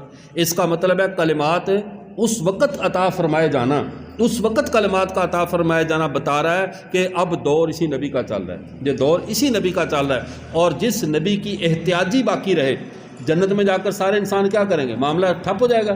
نہیں، اللہ اور کیا، اللہ کے رسول اور کیا مانگے؟ اللہ کہیں گے اور مانگو اور مانگو اور مانگو، سارا کچھ تو یا اللہ مل گیا، اب اور کیا مانگے؟ بس ٹھیک ہے۔ جیسے ہمارے مولویوں کی بات کیا ہوتی ہے نا مانگنے والی، تو وہ ایک مولوی صاحب کہہ رہے ہیں میں تو اللہ سے دعا کرتا ہوں یا اللہ ان عمراء کو تو اتنا دے کہ پھر ہم ان سے لے سکیں، عمراء کو اتنا دے پھر ہم ان سے۔ میں نے کہا کتنی کم ظرفی کی دعا ہے، تو آپ اللہ سے یہی دعا کیوں نہیں کر سکتے کہ اللہ تمہیں اتنا دے کہ تم کسی کے محتاج نہ رہو؟ خود اپنے لیے نہیں مانگتے۔ کتنی علماء میں خیر خواہی ہوتی قوم کی کہ یہاں کے پٹھان ناراض نہ ہوں، میں ایک عرض کرتا ہوں، پٹھان لطیفہ کے طور پہ ناراض تو نہیں ہوں گے نا؟ ایک پٹھان نے کسی بوتل کا ڈھکن کھول دیا، اسے جن نکل آیا، اس نے کہا حکم میرے آقا، اس نے کہا حکم کیا ہے؟ اس نے کہا میں جن جو کہو گے، کہہ رہا بحریہ ٹاؤن میں کوٹھی بنا کر دو۔ اس نے کہا جی، اس نے کہا بہت بڑی 2 کنال کی کوٹھی ہو، کہہ رہا ٹھیک، کہا اس میں کسی بہت امیر آدمی کو بساؤ، کہہ رہا جی، کہہ رہا پھر مجھے وہاں چوکی دار لگواؤ، وہاں پہ پھر مجھے وہاں پر چوکی دار لگواؤ کہ اتنی بڑی ہر کوٹھی ہو، اللہ کے بدلے تو اپنے لیے ہی مانگ لیں، کہہ رہا کوٹھی ہو، بڑا امیر ہو، بحریہ ٹاؤن میں، پھر میں نے اسے چوکی دار بھی لگوانا ہے، ٹھیک ہے نا؟ تو اب بات سمجھے، عرض میں کر رہا ہوں کہ اب ختم نبوت کے مسئلے کو اب ہمارے پیارے پیغمبر صلی اللہ علیہ وسلم، اب ہم جنت میں سوالات ہوں گے، کیا مانگے؟ اللہ کہیں گے مانگو مانگو، کیا مانگتے ہو؟ حتیٰ کہ سارے کہیں گے چلیے محمد صلی اللہ علیہ وسلم کے پاس، ان سے پوچھتے ہیں وہ کیا فرماتے ہیں۔ پھر حضرت نبی کریم صلی اللہ علیہ وسلم کیا فرمائیں گے کہ اللہ سے ان کا دیدار مانگو، اللہ سے اللہ کا، یار اس چہرے کے لیے سب کچھ ہو رہا ہے نا، ساری کائنات اسی وجوہ یومئذ ناظرۃ الی ربھا ناظرہ، وہ دن آئے نا کہ ہم اپنے رب کی زیارت تو کریں۔ تو یہ پتہ چلا قیامت کے دن بھی جس کے مشورے کی ہمیں احتیاجی ہے وہ محمد عربی صلی اللہ علیہ وسلم ہے، جنت میں جا کر بھی نسل انسانی ان کی محتاج ہے۔ تو ختم نبوت کی آج کا ہمارے گفتگو کا موضوع تھا تاریخ اور تحریک، تاریخ ختم نبوت کی عہد الگ سے اب الی آخری۔ اس کو ہم اللہ کی طرح ازلی تو نہیں کہہ سکتے، لیکن اس عقیدے کو اللہ کی طرح ابدی کہہ سکتے ہیں۔ یہ ازل سے تو نہیں تھا، ازل سے تو خدا کی ذات تھی نا، لیکن ابدالآباد تک اب یہ عقیدہ رہے گا، اب کائنات رہے نہ رہے، نظام فطرت رہے نہ رہے، لیکن اب ایک بات رہنی ہے اور ہمارے اللہ کی ذات رہے گی، محمد کی دور ختم نبوت رہے گا۔ یہ اس کی تاریخ ہے، اور تحریک وہی ہے کہ جب پہلے مسلمہ کذاب نے انکار کیا، مسلمانوں نے اس کے خلاف یعنی جو کارروائی کی کوشش کی، تب سے لے کر اب تک جو کوششیں ہو رہی ہیں ختم نبوت کے لیے، ان کا تعلق تحریک کے ساتھ ہے۔ اللہ ہمیں تاریخ کو یاد کرنے کی اور تحریک میں سرگرم ہونے کی توفیق عطا فرمائے۔ وآخر دعوانا الحمدللہ رب العالمین۔